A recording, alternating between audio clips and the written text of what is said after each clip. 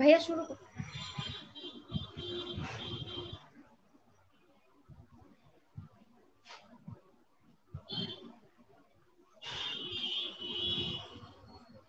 আসসালামু আলাইকুম। Exclusive education এর আয়োজিত নিয়মিত লাইভ অনুষ্ঠানে আপনাদের সকলকে জানাচ্ছি স্বাগতম। দর্শক, ইতোমধ্যেই আপনারা সকলেই জেনে গিয়েছেন যে গত 26শে ফেব্রুয়ারি 42তম স্পেশাল বিসিএস এর প্রিলিমিনারি অনুষ্ঠিত হয়েছে। তো দর্শক, যেহেতু প্রিলিমিনারি অনুষ্ঠিত হয়েই গিয়েছে, তো আমরা আশা করছি খুব শীঘ্রই এটার ফলাফলও দিয়ে দেবে এবং ফলাফল দিয়ে দেওয়ার পরে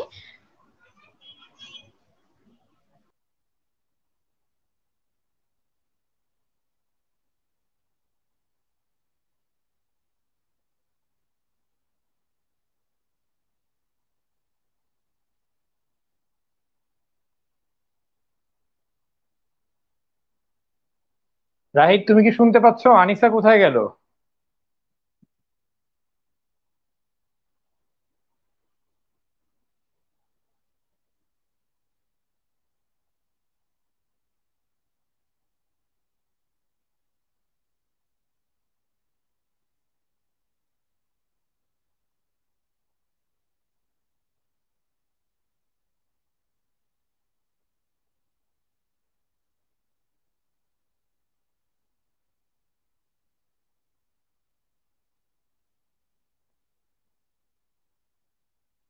রাহিদ,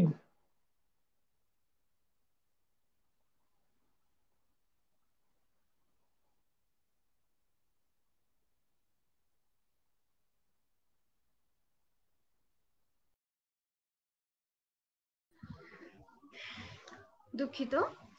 আসসালামু আলাইকুম। এক্সক্লুসিভ এডুকেশন এর আয়োজিত নিয়মিত লাইভ অনুষ্ঠানে আপনাদের সকলকে জানাচ্ছি স্বাগতম।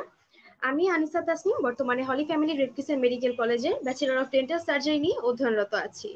দর্শক, আপনারা ইতোমধ্যে সকলেই জেনে গিয়েছেন গত 26 ফেব্রুয়ারি অনুষ্ঠিত হয়েছে 42তম স্পেশাল বিসিএস এর প্রিলিমিনারি পরীক্ষা। খুব শীঘ্রই এই প্রিলিমিনারির ফলাফলও পেয়ে যাবেন এবং এই প্রিলিমিনারি ফলাফল পেয়ে যাবার পরপরই কম বেশি সবাই ভাইবার জন্য প্রস্তুতি নেওয়া শুরু করবেন এবং আমাদের আজকের এই লাইভের আয়োজন 42তম স্পেশাল বিসিএস এর ভাইবার জন্য আপনারা নিজেকে ঠিক কিভাবে প্রিপারেশন নিতে পারেন। এবং আমাদের সাথে আজকের এই লাইভে যুক্ত হতে যাচ্ছেন ডক্টর ফারহান লিয়াকত অনিক, যিনি সফলতার সাথে ঢাকা মেডিকেল কলেজ থেকে সম্পূর্ণ করেছেন এমবিবিএস এবং 36তম বিসিএস এ যিনি এখন বর্তমানে স্বাস্থ্য ক্যাডার হিসেবে কর্মরত আছেন এবং এমডি রেসিডেন্ট ইন কার্ডিওলজি, জাতীয় হৃদরোগ ইনস্টিটিউট। আমরা স্যারকে আমাদের অনুষ্ঠানে আমন্ত্রণ জানাচ্ছি। আসসালামু আলাইকুম। হ্যাঁ, ওয়ালাইকুম সালাম। কি খবর, কেমন আছো? জি স্যার, আলহামদুলিল্লাহ। স্যার, আপনি কেমন আছেন? আমি আলহামদুলিল্লাহ ভালোই আছি। জি স্যার, আপনাকে ধন্যবাদ স্যার, এত রাত হয়ে যাওয়ার পরেও শত ব্যস্ততার মাঝেও আমাদের সাথে জয়েন করবার জন্য। স্যার, আমাদের তো যেহেতু স্যার 26 ফেব্রুয়ারি প্রিলিমিনারি অনুষ্ঠিত হয়ে গিয়েছে স্যার, তো এখন কম বেশি সবাই জানতে চাচ্ছেন যে কিভাবে নিজেকে ভাইবার জন্য রেডি করতে পারবেন। তো স্যার, আপনার কাছে আমাদের প্রথম প্রশ্ন যে 42তম স্পেশাল বিসিএস এর জন্য আসলে স্যার ভাইভাতে টিকে থাকার জন্য কোন বিষয়গুলো কতটুকু বেশি গুরুত্বপূর্ণ? ধন্যবাদ। আমরা জানি যে একটা স্পেশাল বিসিএস এ 39তমতে আমরা যেটা দেখেছি এবং 42তমতে যেটা আমরা জানি যে স্পেশাল বিসিএস এ কিন্তু রিটেন হচ্ছে না। তার মানে প্রিলিমিনারি এবং ভাইবার ফলাফলের উপরই কিন্তু ফাইনালি নির্ভর করবে ক্যাডার হওয়াটা।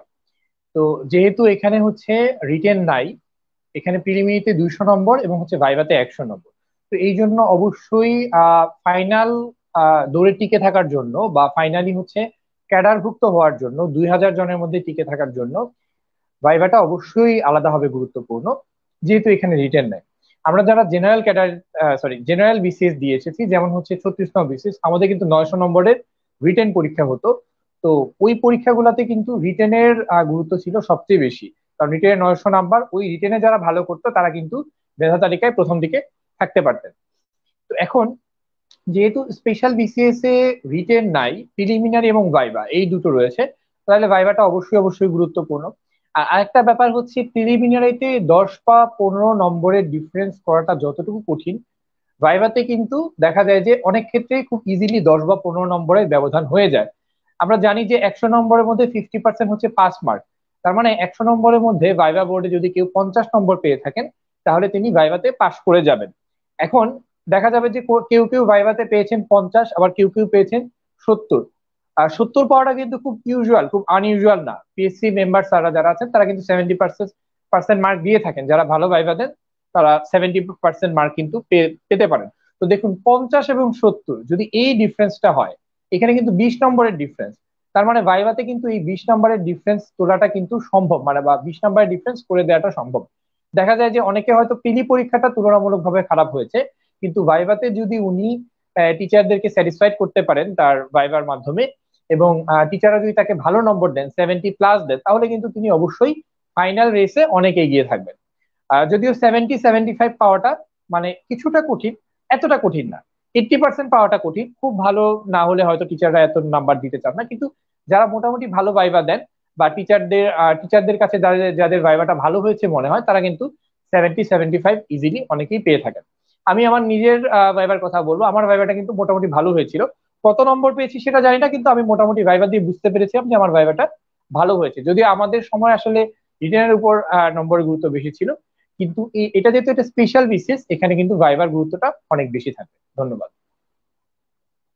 ধন্যবাদ স্যার আপনাকে। স্যার আমরা আপনার কাছে পরবর্তী প্রশ্ন যেটা জানতে চাচ্ছি, ভাইবার প্রিপারেশনের জন্য কোন কোন বিষয়গুলো মাথায় রাখা জরুরি? আচ্ছা, এখন ভাইবার প্রিপারেশনটাকে আমরা ওভারঅল যদি মানে দুইটা সেগমেন্টে ভাগ করি, তাহলে একটা সেগমেন্টের মধ্যে থাকবে আপনার ভাইভা বোর্ডে আপনার অ্যাপিয়ারেন্স, আপনার অ্যাটিটিউড, আপনার এটিকেট, আপনার কার্টেসি মেনটেনেন্স, এই ব্যাপারগুলা কিন্তু ইম্পর্টেন্ট ভাইভা বোর্ডের জন্য। আপনি ভাইভা বোর্ডে কিভাবে ভাইভাটা ফেস করছেন এবং কিভাবে হচ্ছে টিচারদের সামনে এসেছেন, এটা কিন্তু অনেক বেশি গুরুত্বপূর্ণ। এটা সাধারণত সবাই কম বেশি জেনে যান এবং সবাই এটাতে খুব একটা প্রবলেম হয় না। আর একটা হচ্ছে ভাইভার প্রিপারেশন। তো আমি প্রথম অংশ নিয়ে বলি, এটা নিয়ে আমরা সম্ভব হলে ভাইবার আগে আরেকটা লাইভ করবো বা ভাইবার আগে আরেকটা ক্লাস নিব এটার উপর সম্ভব হলে। যেমন হচ্ছে প্রথমে আমরা বলতে পারি ড্রেস আপের কথা। ভাইবা বোর্ডে আপনি অবশ্যই একটা পরিশীলিত ড্রেস পরে যাবেন। যেমন ছেলেদের জন্য সাধারণত প্রেফার করা হয় সাদা শার্ট, সাদা শার্ট না হলে একটু লাইট কালারের শার্ট, এবং হচ্ছে কালো বা একটু ব্লু টাইপের, ব্লু কালারের প্যান্ট পরে যেতে পারেন। অবশ্যই কালো রঙের শু পরবেন, মানে ফর্মাল ড্রেস পরে আপনাকে যেতে হবে ছেলেদের জন্য অবশ্যই। মানে এই ড্রেসে যাতে আপনার রুচিবোধের একটা ভালো প্রকাশ পায়, যে আপনি ভালো একটা রুচিবোধ সম্পন্ন একজন মানুষ। মেয়েদের ক্ষেত্রে সেম, আপনি শাড়ি পরতে পারেন অথবা সালোয়ার কামিজ পরতে পারেন, কিন্তু কালারটা যাতে ডিসেন্ট কালার হয়, এবং একটু ফ্ল্যাট জুতা যাতে পরেন, এবং মেকআপ করলেও যারা মানে খুব হালকা যাতে হয়, এটা যাতে খুব আহ চোখে লাগার মতো কোনো কিছু না হয়। এই কথাগুলা কিন্তু ইম্পর্টেন্ট ভাইভা বোর্ডের জন্য। হ্যাঁ, তাহলে আপনার অ্যাপিয়ারেন্সটা একটা গুরুত্বপূর্ণ, আপনি কি ধরনের ড্রেস আপ করবেন। আর যেহেতু গরমের সময় চলে এসেছে, ভাইভা বোর্ডে কোট টাই বা এই ধরনের কাপড় না পরাটাই এখন ভালো, যেহেতু হচ্ছে এখন আসলে গরমের সময়। হ্যাঁ, আপনি সেগুলো পড়লে হয়তো ঘেমে যেতে পারেন বা একটু অকওয়ার্ড লাগতে পারে আপনার। আচ্ছা, আরো কয়েকটা ব্যাপার আছে। যেমন আপনি যখন ভাইভা বোর্ডে ঢুকতে যাচ্ছেন বা ভাইভা বোর্ডের রুমে ঢুকতে যাচ্ছেন, বোর্ডের রুমগুলো সাধারণত একটু বড় হয়, দরজাটাও বড় হয়। তো আপনি যখন ঢুকতে যাচ্ছেন অবশ্যই আপনি পারমিশন নিয়ে ঢুকবেন। হ্যাঁ, আপনি ঢোকার সময় স্যারদের কাছে অনুমতি প্রার্থনা করবেন।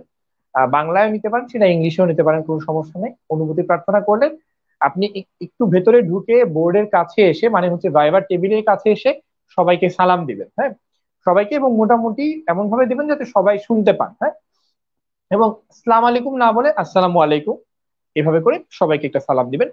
তখন হচ্ছে আপনি স্যার ম্যাডামরা সাধারণত নিজেরাই আপনার তারাই হয়তো আপনাকে বসতে বলবেন। বসার পারমিশন দেওয়ার আগ পর্যন্ত আপনি হচ্ছে দাঁড়িয়ে থাকবেন, বিনয়ের সাথে দাঁড়িয়ে থাকবেন। আচ্ছা, তারপরে হচ্ছে আপনি বসলেন, বসার ক্ষেত্রেও একটা দুইটা জিনিস খেয়াল রাখতে হবে। সেটা হচ্ছে আপনি বসার পরে একটু বেশি ঝুঁকবেন না, একদম রিল্যাক্স ভাবে বসবেন না। যেমন আমি একটু রিল্যাক্স ভাবে বসেছি, আপনি মোটামুটি কনফিডেন্স সহকারে একটু সোজা হয়ে বসবেন। যেটা হচ্ছে আমরা বলি যে অফিসার সুলভ আচরণের শুরু কিন্তু ভাইভা বোর্ড থেকেই যাতে শুরু হয় আপনার। হ্যাঁ, আপনি বসার ধরনটাও যাতে মার্জিত হয়। হ্যাঁ, পায়ের উপর পা তোলে তো বসাই যাবে না, হাতগুলো আপনি ভাঁজ করে এইভাবে বসেন, এই জিনিসটাও যাতে চোখে না লাগে। মানে মূল কথা হচ্ছে আপনাকে যাতে ডিসেন্ট মনে হয়, আপনি ভাইভা বোর্ডে বসেছেন টিচারদের সামনে, আপনাকে যাতে মার্জিত মনে হয়। আচ্ছা, আরো দু একটা ব্যাপার, যেমন কয়েকটা ব্যাপার এখানে আরো দু একটা ব্যাপার আমরা বলতে পারি। যেমন পিএসসি ভাইভা বোর্ডে সবাইকে কিন্তু স্যার ডাকার নিয়ম। মহিলা যদি মেম্বারও হন বা মহিলা চিকিৎসকও যদি হন, ভাইভা বোর্ডে সবাইকে আপনি স্যার বলে সম্বোধন করতে হবে। হ্যাঁ, তারপরে হচ্ছে ভাইভা বোর্ডে অবশ্যই আপনি যে কোনো উত্তর কনফিডেন্টলি দেওয়ার চেষ্টা করবেন, এটা খুবই ইম্পর্টেন্ট। এটা শুধু এই ভাইভা না, যারা চিকিৎসকরা আছেন তারা অসংখ্য ভাইভা ফেস করেছেন তাদের জীবনে। ইভেন মেডিকেলেও যখন আমরা ভাইবা দিই, যে কোনো বিষয়ে আমরা কনফিডেন্টলি বলবো, যে জিনিসটা জানি আমরা কনফিডেন্টলি বলবো, স্ট্যামারিং না করার চেষ্টা করবো, অর্থাৎ তোতলাবো না। যেটা বলছি সেটা সুন্দরভাবে যতটুকু জানি ততটুকু মার্জিত হবে এবং গুছিয়ে বলার আমরা চেষ্টা করব। হ্যাঁ, আচ্ছা। তারপরে আরেকটা ব্যাপার, আপনি যদি কোনো কারণে আপনার সাথে ভাইবা যারা নিবেন তারা যদি দ্বিমত পোষণ করেন, তাহলে অবশ্যই আপনি তাদের কথাটাই মেনে নিবেন, কোনো ধরনের তর্কে যাবেন না। তবে হ্যাঁ, তারা যদি কনফিউশন প্রকাশ করেন, সেক্ষেত্রে আপনি খুব মার্জিত ভাবে আপনার যুক্তিটা বলতে পারেন যে স্যার আমার জানা মতে এটা, কিন্তু কখনোই যে না স্যার আমি এটা জানি বা আপনার ওভার কনফিডেন্স কখনোই শো করতে যাবেন না, কারণ এটা কিন্তু ভাইভা বোর্ডে খুবই নেগেটিভ একটা ইম্প্যাক্ট ফেলে। মনে রাখবেন, ভাইভা বোর্ডে আপনার নলেজ যতটুকু না জাজ করা হয়, তার থেকে বেশি আপনার এটিটিউড, আপনার এটিকেট, আপনার কার্টিসি লেভেল এবং আপনার হচ্ছে সবকিছু মিলে আপনার মার্জিত আচরণটাকে বিবেচনা করা হয়। এটার উপরে কিন্তু আপনার নম্বর নির্ভর করবে। আচ্ছা, আর আরেকটা ব্যাপার হচ্ছে ভাইভা বোর্ডে স্যাররা যদি কোনো কারণে আপনার উপর রেগে যান বা আপনার উপর কোনো কারণে আহ, আহ, খুব কমন কোনো জিনিস পারছেন না, আপনি আপনি তাদেরকে খুব বিনয়ের সাথে সরি বলে নেবেন। এবং ভাইভা বোর্ড থেকে ওঠার সময় আপনি অবশ্যই সালাম দিয়ে উঠবেন এবং খুব সাবধানে যাওয়ার সময় দরজাটা আস্তে করে লাগাবেন। আপনি গেলেন এবং বের হয়ে গেলেন, খুব জোরে শব্দ হলো, এটা কিন্তু আবার স্যার ম্যাডামদের কাছে দৃষ্টিকটু লাগতে পারে। তো এই ব্যাপারগুলো ইম্পর্টেন্ট, এগুলো আমরা ভাইভা ফাইনাল ভাইভা হওয়ার আগে আবার হচ্ছে আপনাদের সাথে এই কথা বিষয়গুলো নিয়ে কথা বলবো, বাট এগুলো শুরুতেই বলে নিলাম কারণ এগুলো কিন্তু খুব বেশি গুরুত্বপূর্ণ। এবার আমরা চলে আসি আমরা প্রিপারেশনের ব্যাপারটা। আপনাকে ভাইভা বোর্ডে বিভিন্ন প্রশ্ন করা হবে, কোন কোন বিষয়গুলো থেকে সবচেয়ে বেশি প্রশ্ন আসার সম্ভাবনা বেশি। এখানে আবার দুইটা পার্টে ভাগ করা যায়, একটা হচ্ছে জেনারেল পার্ট, একটা হচ্ছে মেডিকেল পার্ট। দুঃখিত, আমরা আজকে জেনারেল পার্টটা নিয়ে মূলত আলোচনা করব, মেডিকেল পার্ট নিয়ে আমরা সম্ভব হলে কিছু কথা বলবো। আচ্ছা, মেডিকেল পার্টে সরি জেনারেল পার্টে যে অংশগুলো সম্পর্কে আপনার সম্যক ধারণা রাখা উচিত, প্রথমে হচ্ছে আপনার নিজের সম্পর্কে, আপনার নিজের নাম, নিজের এলাকা, নিজের মেডিকেল কলেজ, হ্যাঁ, আপনার নিজের জন্ম তারিখ, এই বিষয়গুলো নিয়ে সব আপনার ডিটেলস জানতে হবে। তারপরে খুব ইম্পর্টেন্ট টপিক হচ্ছেন বঙ্গবন্ধু। আমাদের জাতির পিতা বঙ্গবন্ধু ভাইভা বোর্ডে স্যারদের কাছে খুব গুরুত্বপূর্ণ এবং খুব ইম্পর্টেন্ট এবং খুব ফেভারিট হচ্ছে একটা টপিক। তো বঙ্গবন্ধু সম্পর্কে আপনার ডিটেলস অবশ্যই অবশ্যই জানতে হবে। তারপরে জানতে হবে আপনার আমাদের দেশের বাংলাদেশের অভ্যুদয় সম্পর্কে, মানে বাংলাদেশের ভাষা আন্দোলন এবং মুক্তিযুদ্ধ এবং আশেপাশের যে ইভেন্ট গুলো আছে গুরুত্বপূর্ণ, সেগুলো নিয়ে আপনাকে একটা ভালো জ্ঞান রাখতে হবে। তারপরে হচ্ছে বাংলাদেশের মাননীয় প্রধানমন্ত্রীর বিভিন্ন ধরনের উপাধি, তার অর্জন, এগুলো সম্পর্কে আপনাকে জানতে হবে। তিনি বিভিন্ন ধরনের পুরস্কার পেয়েছেন বিভিন্ন ক্ষেত্রে অর্জনের জন্য, সেগুলো সম্পর্কে জানতে হবে। আমাদের সরকারের সাম্প্রতিক সময়ের যে অর্জনগুলো বা বিভিন্ন ধরনের ক্রাইসিস মোমেন্টে সরকারের যে ভূমিকাগুলো, এগুলো সম্পর্কে আপনাকে ধারণা রাখতে হবে। যেমন সাম্প্রতিক সময় কোভিড-19 মোকাবেলায় সরকারের ভ্যাকসিনেশন যে প্রক্রিয়াটা বা ভ্যাকসিনেশনের যে উদ্যোগটা, এটা সারা বিশ্বেই প্রশংসিত হয়েছে। এই ধরনের সাম্প্রতিক অর্জনগুলা নিয়ে আপনাকে জানতে হবে। তারপরে হচ্ছে আপনাদের সাম্প্রতিক ঘটনাগুলা নিয়ে জানতে হবে। যেমন রিসেন্টলি মিয়ানমারে একটা কু হয়েছে, আর্মি কু হয়েছে, এটা নিয়ে হয়তো আপনাকে প্রশ্ন করা হতেই পারে।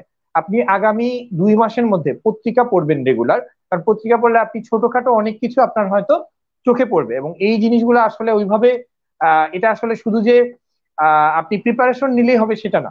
ভাইবা বোর্ডে অনেক কিছু কিন্তু গ্রস নলেজের উপর নির্ভর করে। হ্যাঁ, এমন কিছু জিজ্ঞেস করা হবে সেটা হয়তো আপনার বইয়ে পত্রে কোথাও নাই, মানে ভাইবার বইগুলোতে হয়তো নাই, কিন্তু আপনি হয়তো জানেন কোনো না কোনো ভাবে। আচ্ছা, তারপরে হচ্ছে কোভিড-19 খুবই একটা হট টপিক। এখন কোভিড-19 পরিমাণটা আবার বেড়ে গেছে, আর এই স্পেশাল ভাইভাটা নেয়ার কিন্তু অন্যতম একটা উদ্দেশ্য কোভিড-19 কে মোকাবেলার জন্য আরো চিকিৎসক নিয়োগ করার জন্য। তো যে কারণে হচ্ছে কোভিড-19টা আপনাদের জন্য খুবই ইম্পর্টেন্ট। এখানে জেনারেল অংশ থেকে প্রশ্ন আসতে পারে এবং মেডিকেলের অংশ হিসেবেও কিন্তু কোভিড-19 থেকে স্যাররা প্রশ্ন করতে পারেন। আর সবশেষে হচ্ছে বাংলাদেশের সংবিধান এবং অন্যান্য রিলেটেড জিনিস। সংবিধান থেকেও কিন্তু অনেক ক্ষেত্রে স্যাররা প্রশ্ন করে থাকেন। সংবিধানের মূলনীতিগুলো, সংবিধানের মৌলিক অধিকারগুলো, সাংবিধানিক প্রতিষ্ঠানগুলো এবং হচ্ছে বিশেষ করে সংবিধানের সংশোধনীগুলো, এগুলো থেকে কিন্তু প্রশ্ন আসতেই পারে। তো ওভারঅল এই জিনিসগুলো জেনারেল সাবজেক্টের মধ্যে সবচেয়ে বেশি গুরুত্বপূর্ণ বা জেনারেল অংশে এই ব্যাপারগুলো থেকে প্রশ্ন আসার সম্ভাবনা সবচেয়ে বেশি। মনে রাখবেন, ভাইভা বোর্ডে কিন্তু যে কোনো জায়গা থেকে প্রশ্ন আসতে পারে এবং স্যাররা যে কোনো একটা টপিক থেকে যে কোনো একটা টপিকের টেল ধরে আরেকটা টপিকে চলে যেতে পারেন, এটা স্যারদের মর্জি। এবং এমন অনেক উইয়ার্ডও প্রশ্ন করা হতে পারে যেটা আপনি হয়তো কখনোই শুনেননি। তো এই ধরনের প্রশ্নের উত্তর না পারলেও প্রবলেম নেই, কিন্তু কমন কোনো প্রশ্ন, যেমন বঙ্গবন্ধু নিয়ে একটা কমন প্রশ্ন করা হলো, আপনি সেটা পারলেন না, সেটা কিন্তু আপনার জন্য একটা ডিসক্রেডিট। আপনার এলাকা নিয়ে খুব কমন কোনো প্রশ্ন করা হলো, আপনি সেটা পারলেন না, সেটা কিন্তু ডিসক্রেডিট। কিন্তু খুব উইয়ার্ড টাইপের কোনো প্রশ্ন বা খুব এটিপিক্যাল কোনো প্রশ্ন বা খুব কঠিন কোনো প্রশ্ন হয়তো করা হতে পারে, সেটা না পারলেও স্যাররা বুঝবেন যে না, এটা হয়তো তার লেভেলে বা তার নলেজের জন্য এটা হয়তো অ্যাপ্রোপ্রিয়েট না। তো আমার কাছে মনে হয় যে এই আমি যে টপিক গুলা বললাম সেগুলা সম্পর্কে আপনাদের অবশ্যই ধারণা রাখতে হবে, এবং সেগুলা সম্পর্কে ধারণা রাখলে আপনি কমন যে কোয়েশ্চেন গুলো আছে সেগুলো ডিফেন্স করতে পারবেন। ধন্যবাদ।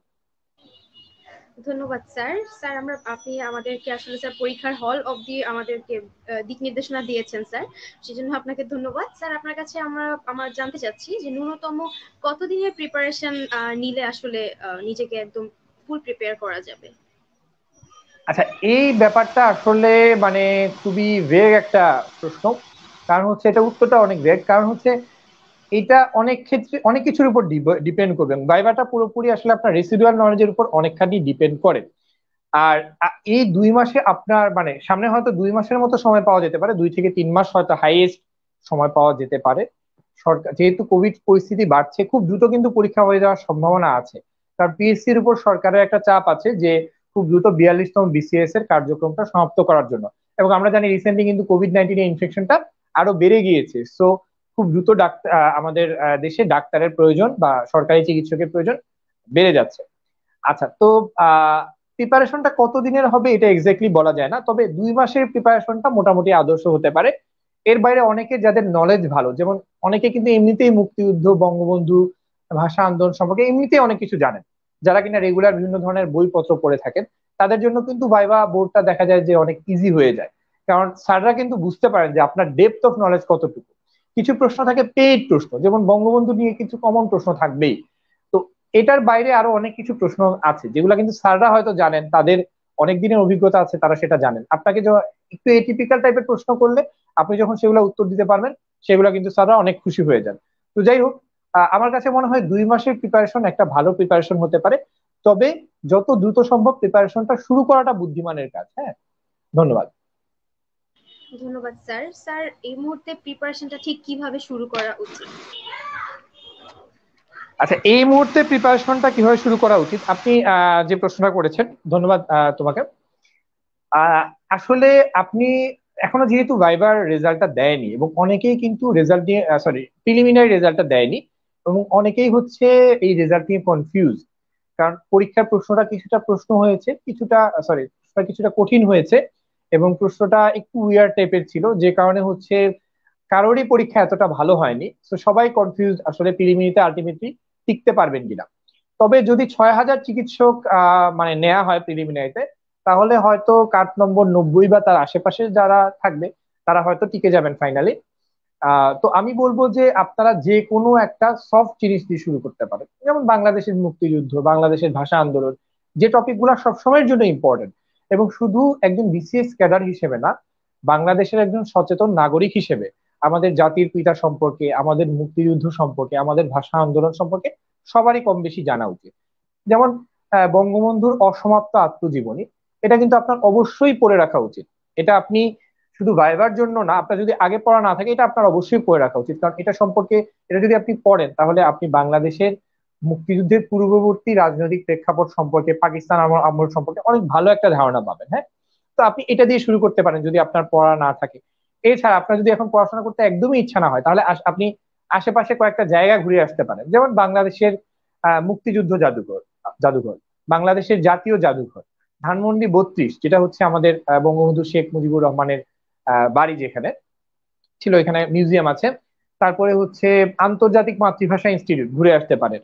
স্মৃতিসৌধ, যদি আপনাদের এই জায়গাগুলোতে যাওয়া না থাকে আপনারা কিন্তু ঘুরে আসতে পারেন, কারণ এইসব থেকে কিন্তু প্রশ্ন করতে পারেন স্যাররা, হয়তো প্রশ্ন করতেই পারেন ধানমন্ডি 32-এ আপনি কি বঙ্গবন্ধুর বাসা বাড়িতে গিয়েছেন কিনা বা ওই জায়গাটা ঘুরে এসেছেন কিনা। আপনি যদি তখন না বলেন, কিছুটা ডিসক্রেডিট হয়ে যাবে তখন। হ্যাঁ, তো এই জন্য হচ্ছে কমন যে জায়গাগুলো আছে সেগুলো আপনি ঘুরে আসতে পারেন, তাহলে আপনার ঘোরাও হলো। আর আপনি যখন ভাইভাটাকে মাথায় রেখে ঘুরবেন তখন কিন্তু আপনার চোখ এমনিতে অনেক নর্মালের চেয়ে বেশি জিনিস দেখবে। কমন যে ইম্পর্টেন্ট জিনিসগুলো আছে আপনি ওইখানে গেলে এরকম অনেক কমন কিছু দেখতে পারবেন, এবং স্যাররা কিন্তু প্রশ্ন করতে পারেন এই জায়গাটা কোথায় বা এই অংশটা কোন দিকে অবস্থিত, এই ধরনের প্রশ্ন কিন্তু স্যাররা আপনাকে ভেরিফাই করার জন্য যে আপনি গিয়েছেন কিনা প্রশ্ন করতে পারেন। তো আমার কাছে মনে হয় যে বাংলাদেশের জাতির পিতা, বঙ্গবন্ধু, মুক্তিযুদ্ধ, এই ধরনের টপিক গুলা নিয়ে আপনারা প্রিপারেশনটা শুরু করতে পারেন। ধন্যবাদ স্যার। স্যার, যেহেতু আপনি একবার আমাদেরকে বলেছেন যে নিজের সম্পর্কিত বিষয়গুলো, যেমন নিজের জেলা বা নিজের গ্রাম, এগুলো সম্পর্কে একটা ভালো ধারণা নিয়ে যেতে, এমন নিজের সম্পর্কের সাথে জড়িত আর কি কি বিষয় থাকতে পারে যেগুলো একজন শিক্ষার্থী জানা এই মুহূর্তে জরুরি? আচ্ছা, হ্যাঁ, নিজের সম্পর্কে বা নিজের রিলেটেড যে কোনো বিষয় নিয়ে এটা কিন্তু আপনার ভাইবা বোর্ডটা আপনার শুরুই হতে পারে এটা দিয়ে। যেমন আমার একজন ফ্রেন্ড, তার নাম হচ্ছে সমরেশ দাস, হ্যাঁ, তার ভাইভাতে কিন্তু সমরেশ মজুমদার, সাহিত্যিক সমরেশ মজুমদার সম্পর্কে অনেক কথা বলেছেন, এবং যিনি ভাইভা নিয়েছেন উনি হয়তো সাহিত্য সম্পর্কে একটু ভালো জানেন। তো তিনি হচ্ছে তাকে এটা রিলেটেড প্রশ্ন করেছেন। তা আপনার নাম রিলেটেড যদি বিখ্যাত কোনো ব্যক্তি থেকে থাকেন, এটা যেখানেরই হোক, সেটা সম্পর্কে কিন্তু আপনাকে প্রশ্ন করা হতেই পারে। আপনার নাম, আপনার মায়ের নাম বা আপনার বাবার নাম রিলেটেড যদি কোনো বিখ্যাত ব্যক্তি থেকে থাকেন, তাহলে সেটা নিয়ে আপনার প্রশ্ন করা হতে পারে। এছাড়া হচ্ছে আপনার নিজের জন্ম তারিখ, এটা নিয়ে কিন্তু প্রশ্ন করা হতে পারে। আপনার নিজের জন্ম তারিখে যদি কোনো স্পেশাল ইভেন্ট থাকে, সেটা নিয়ে প্রশ্ন করা হতে পারে। যেমন আমার জন্ম তারিখ 23শে ফেব্রুয়ারি, আমাকে প্রশ্ন করা হয়েছিল যে ভাষা আন্দোলনের সাথে এই তারিখটা কি কোনোভাবে জড়িত কিনা, বা জড়িত থাকলে কিভাবে জড়িত, এটা নিয়ে কিন্তু আমাকেই প্রশ্ন করা হয়েছিল। সো যে কারো জন্ম তারিখে যদি কোনো বিখ্যাত ঘটনা থাকে, সেটা সম্পর্কে আপনাকে অবশ্যই জেনে নিতে হবে। আচ্ছা, এরপরে আমি বলেছিলাম যে নিজের এলাকা সম্পর্কে আপনার জানতে হবে। এলাকা সম্পর্কে কি কি জানতে হবে? খুব ইম্পর্টেন্ট প্রশ্ন। মুক্তিযুদ্ধের সময় আপনার এলাকা কত নাম্বার সেক্টরে ছিল, সেই সেক্টর আর কোন কোন এলাকাকে ইনক্লুড করে, এটা আপনাকে জানতে হবে। হ্যাঁ, যেমন আমার বাড়ি হচ্ছে সিলেট, তো আমার এলাকাটা হচ্ছে মুক্তিযুদ্ধের সময় সেক্টর 5-এ ছিল। তো এরকম ভাবে আপনার এলাকাটা মুক্তিযুদ্ধের সময় কোন সেক্টরে ছিল এবং ওই সেক্টরে মোটামুটি অন্যান্য কোন এলাকা ইনক্লুডেড ছিল, এটা আপনাকে জানতে হবে। ওই এলাকার সেক্টর কমান্ডার কে ছিলেন, এটা আপনাকে জানতে হবে। এছাড়া ওই এলাকায় যদি ওই এলাকার এমপি সাহেবের নাম আপনার জেনে রাখা ভালো, বা ওইখানে যদি কোনো মন্ত্রী থাকেন ওই এলাকায়, হয়তো স্যাররা তো পিএসসির যারা মেম্বার যারা আছেন বা অন্যান্য স্যাররা যারা আছেন, তারা কিন্তু পলিটিক্স সম্পর্কে তাদের জ্ঞান খুব ভালো। তো সেক্ষেত্রে আপনার আপনার এলাকার এমপি সম্পর্কে তারা জানতে চাইতে পারেন। হয়তো দেখা গেল যে কোনো একজন স্যারের হয়তো পার্সোনালি পরিচিত, সেটা সম্পর্কে উনি আস করতে পারেন। তারপরে হচ্ছে আপনার এলাকা থেকে যদি কোনো মন্ত্রী থেকে থাকেন, সেটা নিয়ে কিন্তু অবশ্যই অবশ্যই স্যাররা প্রশ্ন করতে পারেন। এছাড়া আপনার এলাকার খেতাব প্রাপ্ত বীর মুক্তিযোদ্ধার নাম, অবশ্যই কয়েকজনের নাম আপনার জেনে যেতে হবে। কিছু বিখ্যাত ব্যক্তিদের নাম, যেমন হচ্ছে কোনো সমাজসেবক যদি থাকেন, পলিটিশিয়ান যদি থাকেন, কোনো বিখ্যাত কবি সাহিত্যিক যদি থাকেন, তাহলে অবশ্যই অবশ্যই এটা আপনি অবশ্যই জেনে যাবেন। এলাকার যদি কোনো যুদ্ধাপরাধী থেকে থাকেন বা রাজাকার থেকে থাকেন, তাদের নামও কিন্তু আপনার জানতে হবে, বা তাদের শাস্তি হয়েছে কিনা বা তাদের বর্তমান অবস্থান কিরকম, সেটা সম্পর্কে কিন্তু জানতে পারেন। অনেক ক্ষেত্রে জেলার পুরাতন নাম জানতে চাওয়া হয়। যেমন হচ্ছে আমার আমার এলাকা সিলেট, সিলেটের আগের নাম ছিল শ্রীহট্ট। হ্যাঁ, একজন স্যার জিজ্ঞেস করেছিলেন যে শ্রীহট্ট বলতে কি বুঝেন। হ্যাঁ, তো এটার একটা ইতিহাস আছে, আমি স্যারকে বলছি, স্যার খুব খুশি হয়ে গেছেন। তারপরে হচ্ছে সিলেট এলাকা আহ বৃহত্তর হরিকেল অংশের অংশ ছিল। আসামের সাথে একটা সময় হচ্ছে সিলেটটা যুক্ত ছিল, করিমগঞ্জের খুব কাছে। মানে স্যাররা ওই রিলেটেড, ভূগোল রিলেটেড কিছু প্রশ্ন আমাকে জিজ্ঞেস করেছিলেন। আপনাদেরকেও এলাকা ভিত্তিক কিন্তু প্রশ্ন জিজ্ঞেস করতে পারেন, আপনার এলাকার পূর্বের কোনো নাম থাকলে বা এলাকার কোনো বৈশিষ্ট্য থাকলে। এছাড়া এলাকার বিখ্যাত জিনিস, যেমন আমি আমার এলাকা নিয়ে বলছি, যদিও সব ধরনের প্রশ্ন আমাকে করা হয়নি। তারপরে যেমন আমার এলাকা সিলেটে বিখ্যাত হচ্ছে চা, চা বাগান বিখ্যাত। সিলেটের বিখ্যাত হচ্ছে কিন বীজ, আলী আমজাদের ঘড়ি বিখ্যাত, কমলা লেবু বিখ্যাত। এরকম সিলেটের বেশ কিছু দর্শনীয় স্থান আছে, এগুলা আমার এলাকার হিসেবে সেগুলা বিখ্যাত। আপনার এলাকায় যদি এরকম দর্শনীয় স্থান থাকে, কোনো বিখ্যাত কোনো আইটেম থাকে, যেমন কুমিল্লায় অবশ্যই রসমালাইয়ের কথা জিজ্ঞেস করা হতে পারে। হ্যাঁ, ওইখান থেকে স্যাররা আরো ডিপে চলে যেতে পারে, তাদের যেটা ইচ্ছা তারা যেতে পারে, কিন্তু আপনার কমন জিনিসটা আপনাকে জেনে যেতে হবে। হ্যাঁ, কোনো বিখ্যাত নদী থাকলে, যেমন সিলেট সুরমা নদীর তীরে অবস্থিত, আপনার এলাকা কোন নদীর তীরে অবস্থিত, সেই নদী আবার কোন নদীর ব্রাঞ্চ, সেই নদী আবার কোন নদীতে গিয়ে মিশেছে, এই ধরনের প্রশ্ন কিন্তু আসতে পারে। তার মানে আপনার এলাকা সম্পর্কে খুব ডিটেলস জানতে হবে। আপনার এলাকার সংসদীয় আসন সম্পর্কে জানতে হবে, যে সংসদীয় আসন কত নাম্বার, বা আপনার এলাকায় কতগুলো সংসদের আসন রয়েছে সেটা সম্পর্কে জানতে হবে। আপনার এলাকায় যদি কোনো উপজাতি থাকে বা আর কোনো বৈশিষ্ট্য থাকে, সেটা সম্পর্কে জানতে হবে। তো এলাকা ভিত্তিক আমি বললাম, আপনার এলাকা সম্পর্কে যতটুকু সম্ভব ডিটেলস আপনি জেনে নেবেন। আর এটা সম্পর্কে কিন্তু অবশ্যই অবশ্যই স্যাররা প্রশ্ন করতে পারে। আচ্ছা, এছাড়া হচ্ছে আপনি যেহেতু আমরা সবাই ডাক্তার, আমরা বিভিন্ন জন বিভিন্ন মেডিকেল কলেজ থেকে এসেছি, তো আপনি যে মেডিকেল কলেজ থেকে পাশ করেছেন, বিশেষ করে পুরোনো মেডিকেল কলেজগুলো সম্পর্কে কিন্তু স্যাররা খুব ভালো করে জানেন। আমি ঢাকা মেডিকেল কলেজের গ্রাজুয়েট, ঢাকা মেডিকেল কলেজ সম্পর্কে স্যাররা অনেক কথা জিজ্ঞেস করেছে। তো আপনাকেও কিন্তু ভাইবা বোর্ডে আপনার মেডিকেল কলেজ সম্পর্কে কিন্তু অনেক কিছু জিজ্ঞেস করা হতে পারে। আপনার মেডিকেল কলেজে যদি মুক্তিযুদ্ধের কোনো শহীদ থাকেন, হ্যাঁ, ভাষা আন্দোলন যদিও আসলে ঢাকা মেডিকেল ছাড়া অন্যান্য মেডিকেল তখন জড়িত ছিল না, কিন্তু মুক্তিযুদ্ধ রিলেটেড বা অন্যান্য আন্দোলনে আপনার মেডিকেল কলেজে যদি কোনো সম্পৃক্ততা থেকে থাকে সেটা সম্পর্কে অবশ্যই প্রশ্ন জিজ্ঞেস করতে পারেন স্যাররা। আপনার মেডিকেল কলেজ কবে প্রতিষ্ঠিত হয়েছে, হ্যাঁ, আপনার মেডিকেল কলেজে আসন সংখ্যা কত, আপনার মেডিকেল কলেজে কোনো পোস্ট গ্রাজুয়েশন কোর্স চালু আছে কিনা, এই ধরনের ব্যাপারগুলো কিন্তু জিজ্ঞেস করতে পারেন। এছাড়া আপনার মেডিকেল কলেজের আহ চিকিৎসক, কোনো বিখ্যাত যদি কোনো চিকিৎসক থাকেন আপনার মেডিকেল কলেজ থেকে পাশ করা বা বর্তমানে পোস্টেড আছেন এরকম কোনো যদি চিকিৎসক থেকে থাকেন তার সম্পর্কে আপনারা জেনে নিতে পারেন। আপনার মেডিকেল কলেজে হাসপাতালে আসন সংখ্যা কত, হ্যাঁ মানে রোগীদের সিট সংখ্যা কত, সেটা সম্পর্কে কিন্তু আপনাদেরকে জিজ্ঞেস করা হতে পারে। এছাড়া আপনার পরিবার সম্পর্কে জিজ্ঞেস করা হতে পারে, আপনার মা বাবা ভাই বোন এদের সম্পর্কেও কে কি করেন বা তাদের প্রফেশন নিয়েও হয়তো কিছু প্রশ্ন করা হতে পারে। হ্যাঁ, এছাড়া হচ্ছে অনেক ক্ষেত্রে স্যাররা বা স্যাররা বলে থাকেন যে ইন্ট্রোডিউস ইউরসেলফ, এটা কিন্তু একটা কমন প্রশ্ন।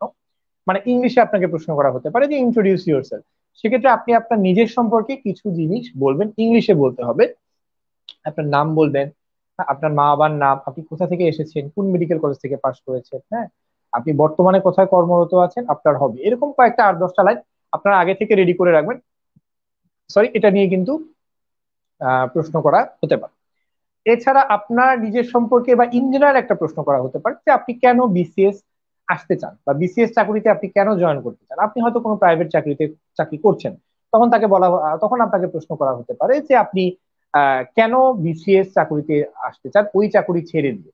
তখন অবশ্যই আপনি নিজের দেশকে সার্ভ করার কথা, আপনি আপনার নিজের কিছু যুক্তি থাকতে পারে, নিজের দেশকে সার্ভ করার কথা অবশ্যই বলবেন যে আমি আমার দেশের সেবা করতে চাই এবং আমার জনগণের সেবা করতে চাই, এই কথাটা বলবেন। বিসিএস টা একটা সম্মানজনক চাকরি, সেই কথা উল্লেখ করবেন। নিজের ফ্যামিলির কথা বলতে পারেন, যে আপনার ফ্যামিলির একটা ডিমান্ড বা প্রত্যেকটা পরিবারই তো চায় যে তার ফ্যামিলিতে একজন বিসিএস ক্যাডার থাকবেন, হ্যাঁ, এবং আপনি নিজে বিসিএস ক্যাডার হলে দেশের সাধারণ মানুষের একদম কাছে গিয়ে সেবা করতে পারেন, সেই কথাটা উল্লেখ করতে পারেন। হ্যাঁ, আচ্ছা, আরেকটা প্রশ্ন অনেক সময় স্যাররা প্রশ্ন করে থাকেন যে আপনাকে যদি কোনো প্রত্যন্ত উপজেলায় পোস্টিং দেওয়া হয় তাহলে আপনি চাকরি করবেন কিনা বা আপনি রাজি আছেন কিনা। এটা স্যারদের এক ধরনের ট্রিকি কোশ্চেন। আমরা সবাই উত্তর দিই যে হ্যাঁ আমরা করব, এবং অবশ্যই এই মানসিকতা থাকা উচিত, যেহেতু আমাদের ডাক্তারদের জন্য উপজেলায় 2 বছর থাকাটা ম্যান্ডেটরি। আমি নিজেও কিন্তু মোটামুটি প্রত্যন্ত একটা উপজেলায় ছিলাম, হবিগঞ্জের আজমিরিগঞ্জ উপজেলায়। তো ওই উপজেলাও কিন্তু মোটামুটি, এখন অবশ্য যোগাযোগ ব্যবস্থা ভালো হয়েছে, আগে অনেক খারাপ যোগাযোগ ব্যবস্থা ছিল। যাই হোক, তো ওই উপজেলায় আমি চাকরি করে এসেছি। তো স্যাররা কিন্তু জিজ্ঞেস করতে পারেন যে আপনাকে যদি বান্দরবানে পোস্টিং দেওয়া হয় তাহলে আপনি জব করবেন কিনা বা করলে কেন করবেন। তখন আপনার প্রশ্ন হবে যে স্যার, উত্তর হতে পারে এইভাবে যে স্যার এটা যেহেতু বান্দরবান আমার দেশের অংশ, আমি আমার দেশের যে কোনো জায়গায় চাকরি করার জন্য প্রস্তুত আছি, মানুষের সেবা করার জন্য প্রস্তুত আছি। এভাবে আপনি টেকনিক্যালি কোশ্চেন গুলার অ্যান্সার দিতে পারেন। তো আমার কাছে মনে হয় যে আপনার নিজের সম্পর্কে এই ব্যাপারগুলো আপনার অবশ্যই অবশ্যই জেনে যেতে হবে। ধন্যবাদ আনিসা। ধন্যবাদ স্যার আপনাকে। স্যার, আমরা ইতিমধ্যে জেনে গিয়েছি যে আমাদের বঙ্গবন্ধু সম্পর্কিত যা যা বিষয় আছে সেগুলো সবগুলোই খুব বেশি গুরুত্বপূর্ণ, যেহেতু তিনি আমাদের জাতির পিতা। তো স্যার, কি কি বিষয় আছে যেগুলো একেবারে না পড়ে গেলেই নয়, যেগুলো একদম শেষ মুহূর্তে মনে রাখাটা খুবই জরুরি?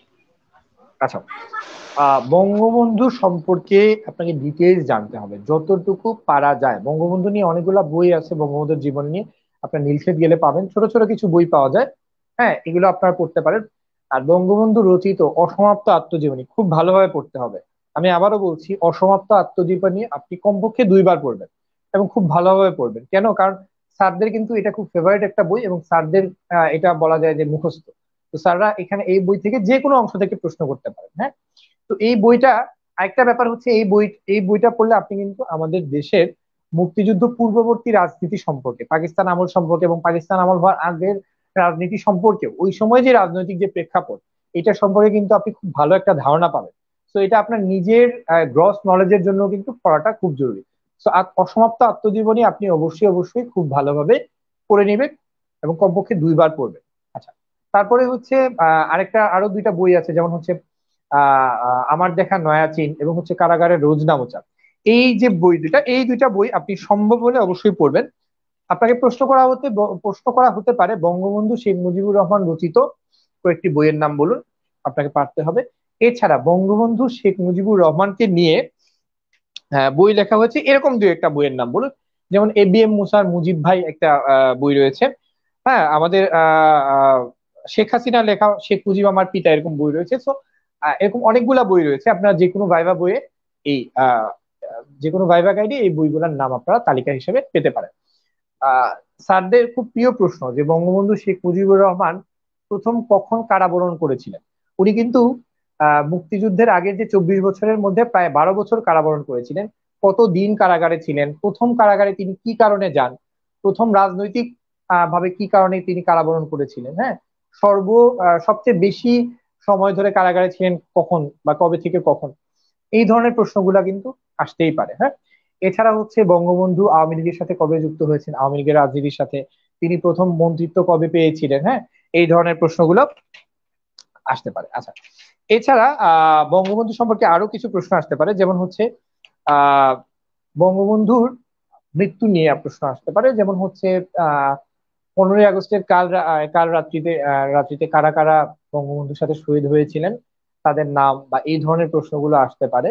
এবং বঙ্গবন্ধুর হচ্ছে মুক্তিযুদ্ধ পরবর্তী রাজনৈতিক জীবন নিয়েও প্রশ্ন আসতে পারে। বাংলাদেশের স্বাধীনতা ক্ষেত্রে বঙ্গবন্ধুর ভূমিকা আপনাকে খুব সংক্ষেপে বলতে বলা লাগতে পারে 2-3 লাইনের মধ্যে। সেক্ষেত্রে আপনি রেডি করবেন। এবং বঙ্গবন্ধু শেখ মুজিবুর রহমানকে কেন জাতির পিতা বলা হয়, এই ধরনের প্রশ্ন কিন্তু আসতে পারে। আচ্ছা, এছাড়া বঙ্গবন্ধুর যে মার্ডার যারা আছেন, যেসব ভিন্ন খুনিরা বঙ্গবন্ধুকে হত্যা করেছেন, তাদের নামের তালিকা, তাদের মধ্যে কাদের ফাঁসি হয়েছে সেটা নিয়ে কিন্তু প্রশ্ন আসতে পারে। এবং হচ্ছে কারা কারা এখনো জীবিত আছেন। এবং রিসেন্টলি একটা হাইকোর্ট থেকে একটা রুল জারি হয়েছে, বা হাইকোর্ট থেকে হচ্ছে স্থগিতাদেশ দেওয়া হয়েছে যে যারা বঙ্গবন্ধুর খুনি তাদের মুক্তিযুদ্ধকালীন যে খেতাবগুলো সেগুলো স্থগিত করার জন্য একটা আদেশ জারি করা হয়েছে। এটা সম্পর্কে প্রশ্ন আসতে পারে। এছাড়া বঙ্গবন্ধুর অসমাপ্ত আত্মজীবনী কোন কোন ভাষায় অনুদিত হয়েছে, এটা কিন্তু একটা প্রশ্ন। হ্যাঁ, এটা নিয়ে প্রশ্ন আসতে পারে। এছাড়া বাংলাদেশের স্বাধীনতা ঘোষণা বঙ্গবন্ধু শেখ মুজিবুর রহমান কবে দিয়েছেন এবং এইটার গুরুত্ব, এটা নিয়ে প্রশ্ন আসতে পারে। বঙ্গবন্ধুর ফ্যামিলি মেম্বারদের সম্পর্কে টুকটাক প্রশ্ন আসতে পারে, শেখ কামাল নিয়ে, শেখ রাসেল নিয়ে, শেখ জামাল নিয়ে, বা তারা মুক্তিযুদ্ধের সময় তাদের ভূমিকা নিয়ে, হ্যাঁ, বা তারা কে কোন পজিশনে ছিলেন। হ্যাঁ, শেখ হাসিনা, রেহানা, তারা দুইজন মুক্তিযুদ্ধের সময় কোথায় ছিলেন, এই ধরনের প্রশ্ন, বা বঙ্গবন্ধুকে হত্যা করার সময় তারা কোথায় ছিলেন, এই ধরনের প্রশ্ন কিন্তু পরীক্ষায়, ভাইভা বোর্ডে অবশ্যই অবশ্যই আসতে পারে। তার মানে আমরা দেখতে পাচ্ছি বঙ্গবন্ধুকে নিয়ে আপনাকে খুব ডিটেলস স্টাডি করতে হবে, এবং বঙ্গবন্ধু খুবই হট টপিক ভাইবার জন্য, এবং বঙ্গবন্ধু রিলেটেড কোনো প্রশ্ন, কমন কোনো প্রশ্ন মিস করা যাবে না। ধন্যবাদ আনিসা তোমাকে। ধন্যবাদ স্যার আপনাকে। স্যার, আমরা যেহেতু সবাই বাঙালি এবং আমাদের বাংলাদেশের জন্ম হয়েছে মুক্তিযুদ্ধ দিয়ে এবং ভাষারও জন্ম একটা আন্দোলনের মাধ্যমে ভাষা আন্দোলনের মাধ্যমে। তো স্যার, একজন BCS পরীক্ষার্থী মুক্তিযুদ্ধ এবং ভাষা আন্দোলন নিয়ে কিভাবে কি পড়লে ভালো হয় স্যার? আচ্ছা, ধন্যবাদ তোমাকে।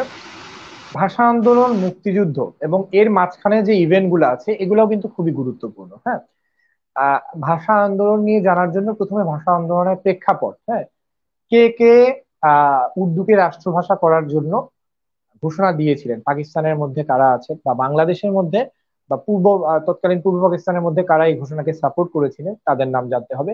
রাষ্ট্রভাষা সংগ্রাম পরিষদ খুবই ইম্পর্টেন্ট, রাষ্ট্রভাষা সংগ্রাম পরিষদ এবং তমদ্দুন মজলিস কবে প্রতিষ্ঠিত হয়েছে এই সাল জানতে হবে। সাধারণত ভাইভা বোর্ডে খুব বেশি সাল জিজ্ঞেস করা হয় না, তবে এই দুইটা সাল আপনাদেরকে জানতে হবে, এবং এদের যে ভূমিকা, ভাষা আন্দোলনে এদের ভূমিকা, এটা সম্পর্কে জানতে হবে। ভাষা আন্দোলনের ভাষা শহীদদের নাম অবশ্যই অবশ্যই জানতে হবে। ভাষা আন্দোলনে মেডিকেল কলেজের ভূমিকা, যেহেতু আপনি একজন চিকিৎসক, আপনারা জানেন যে ঢাকা মেডিকেল কলেজের শিক্ষার্থীরা প্রথম ভাষা আন্দোলনের জন্য যে প্রথম যে শহীদ মিনার সেটা হচ্ছে স্থাপন করেছিলেন। হ্যাঁ, বদরুল আলম নামে একজন মেডিকেল স্টুডেন্ট ঢাকা মেডিকেল কলেজের, তিনি কিন্তু এটা নকশা করেছিলেন। তো এই ধরনের ডিটেলস গুলা খুঁটিনাটি, যেহেতু আপনি একজন চিকিৎসক, ভাষা আন্দোলনে মেডিকেল স্টুডেন্ট এবং চিকিৎসকদের ভূমিকা সম্পর্কে আপনাকে অবশ্যই জানতে হবে। হ্যাঁ, আচ্ছা, আর ভাষা শহীদদের নাম জানতে হবে। আর সাম্প্রতিক সময় না, অনেকদিন হয়ে গেল, ভাষা শহীদদের নামে কয়েকটা গ্রামের নামকরণ করা হয়েছে। যেমন জব্বারনগর, যেটা কিনা আগের নাম ছিল পাচাই, রফিকনগর আগের নাম ছিল পারিল, এরকম ভাবে সালামনগর। তো এই গ্রামগুলো কোথায় অবস্থিত এবং তাদের পূর্বের নাম কি ছিল, এগুলা একটু জেনে রাখলে ভালো। আচ্ছা, আর তাছাড়া হচ্ছে বাংলাদেশের ভাষা আন্দোলন নিয়ে রচিত বিভিন্ন ধরনের নাটক, উপন্যাস, কবিতা, এগুলো সম্পর্কে একটু জানতে হবে। আমরা সবাই 21-এর গল্প নামে একটা গল্প পড়েছিলাম, আমাদের এসএসসি লেভেলে ক্লাস 9-10 বই ছিল, জহির রায়হানের লেখা। তো ওইটা নিয়েও কিন্তু প্রশ্ন হতে পারে, ওইটা নিয়েও কিন্তু আমাদের ভাইভাতে একজনকে প্রশ্ন করা হয়েছিল। হ্যাঁ, তপু আর রেনুর কাহিনী ছিল। হ্যাঁ, ওইটা নিয়ে কিন্তু প্রশ্ন করা হয়েছিল যে তপুর হচ্ছে কোন পা ছোট ছিল, এই ধরনের একটা খুব ডেলিকেট বা খুব ভেতরে একটা প্রশ্ন করা হয়েছিল। হ্যাঁ, তো এই ধরনের প্রশ্ন কিন্তু আসতে পারে। এছাড়া কবর নামে একটা আমরা নাটক করেছিলাম, মুনির চৌধুরী, এটা কিন্তু ভাষা আন্দোলনের প্রেক্ষাপটে লেখা। এছাড়া জহির রায়হানের আরেকটা উপন্যাস হচ্ছে আরেক ফাল্গুন। তা আপনারা এই ধরনের উপন্যাসগুলো বা নাটকগুলো বা কবিতাগুলো আপনারা একটু জেনে নেবেন যে ভাষা আন্দোলনের প্রেক্ষাপটে যেগুলা রচিত হয়। আমাদের শহীদ মিনারের নকশাকারকে, আমাদের শহীদ মিনার কবে প্রতিষ্ঠিত হয়েছিল, কবে ভাঙা হয়, মুক্তিযুদ্ধের সময় কিন্তু ভেঙে ফেলা হয়েছিল, পাকিস্তানি হানাদার বাহিনী এটা ক্ষতি করেছিল এবং পরবর্তীতে আবার প্রতিষ্ঠিত হয়, এগুলো আপনারা একটু জেনে নিতে পারেন, বাংলা একাডেমি সম্পর্কে জানতে পারেন। এছাড়া হচ্ছে আমি বলেছিলাম যে আন্তর্জাতিক মাতৃভাষা ইনস্টিটিউট, এটাকে সেগুনবাগিচা অবস্থিত, এটা কবে প্রতিষ্ঠিত হয় এটা সম্পর্কে আপনারা একটু খবর রাখতে পারেন বা জেনে নিতে পারেন, আপনারা একটু ঘুরে আসতে পারেন যদি আগে যাওয়া না হয়ে থাকে। আচ্ছা, এরপরে ভাষা আন্দোলনের পরবর্তী সময় যুক্তফ্রন্টের নির্বাচন, এটা কিন্তু খুবই ইম্পর্টেন্ট। এটা কিন্তু বাংলাদেশের মুক্তিযুদ্ধ পূর্ববর্তী রাজনীতিতে এটারও কিন্তু আলাদা গুরুত্ব রয়েছে। তো যুক্তফ্রন্টের ইলেকশন, এটাতে কিভাবে যুক্তফ্রন্ট বিজয়ী হয়েছিল এবং ওই সরকারে বঙ্গবন্ধু শেখ মুজিবুর রহমান কোন মন্ত্রণালয় পেয়েছিলেন, এটা সম্পর্কে আপনাদের অবশ্যই জানতে হবে। এছাড়া পরবর্তীতে 1958 সালে আইয়ুব খান সামরিক শাসনে আসেন, গ্রস্তি জানতে হবে যে উনি কবে এসেছিলেন, হ্যাঁ, কবে সামরিক আইন জারি করেছিলেন। 1962 সালের যে শিক্ষা আন্দোলন, শিক্ষা কমিশন রিপোর্ট বিরোধী আন্দোলন, সেটা নিয়ে একটু জানতে পারেন। এরপরে খুবই গুরুত্বপূর্ণ 1966 সালের 6 দফা আন্দোলন, 6 দফা আন্দোলনে বঙ্গবন্ধুর ভূমিকা, তৎকালীন ছাত্র সমাজের ভূমিকা এবং 6 দফা আন্দোলনের দফাগুলা কি, এটাও কিন্তু অবশ্যই আপনাদেরকে জানতে হবে। আগরতলা ষড়যন্ত্র মামলা এবং 1969 সালের গণ অভ্যুত্থান, এটা সম্পর্কে কিন্তু প্রশ্ন আসতে পারে। আগরতলা ষড়যন্ত্র মামলার আসামি কয়েকজনের নাম, এটা আপনাদেরকে হয়তো প্রশ্ন আসতে পারে। কবে প্রত্যাহার করা হয় এটা জানতে পারেন। বঙ্গবন্ধু শেখ মুজিবুর রহমানকে কবে বঙ্গবন্ধু উপাধি দেওয়া হয়, কবে জাতির পিতা উপাধি দেওয়া হয়, এগুলো সম্পর্কে অবশ্যই জানতে হবে। বঙ্গবন্ধু 7ই মার্চের ভাষণ সম্পর্কে জানতে হবে। হ্যাঁ, এটার উদ্দেশ্য কি ছিল বা এটার কিছু লাইন আপনি একটু গ্লসলি পড়লে আপনি বুঝতে পারবেন যে আসলে 7ই মার্চের ভাষণে আসলে বঙ্গবন্ধু ঠিক কি কথা বলতে চেয়েছিলেন।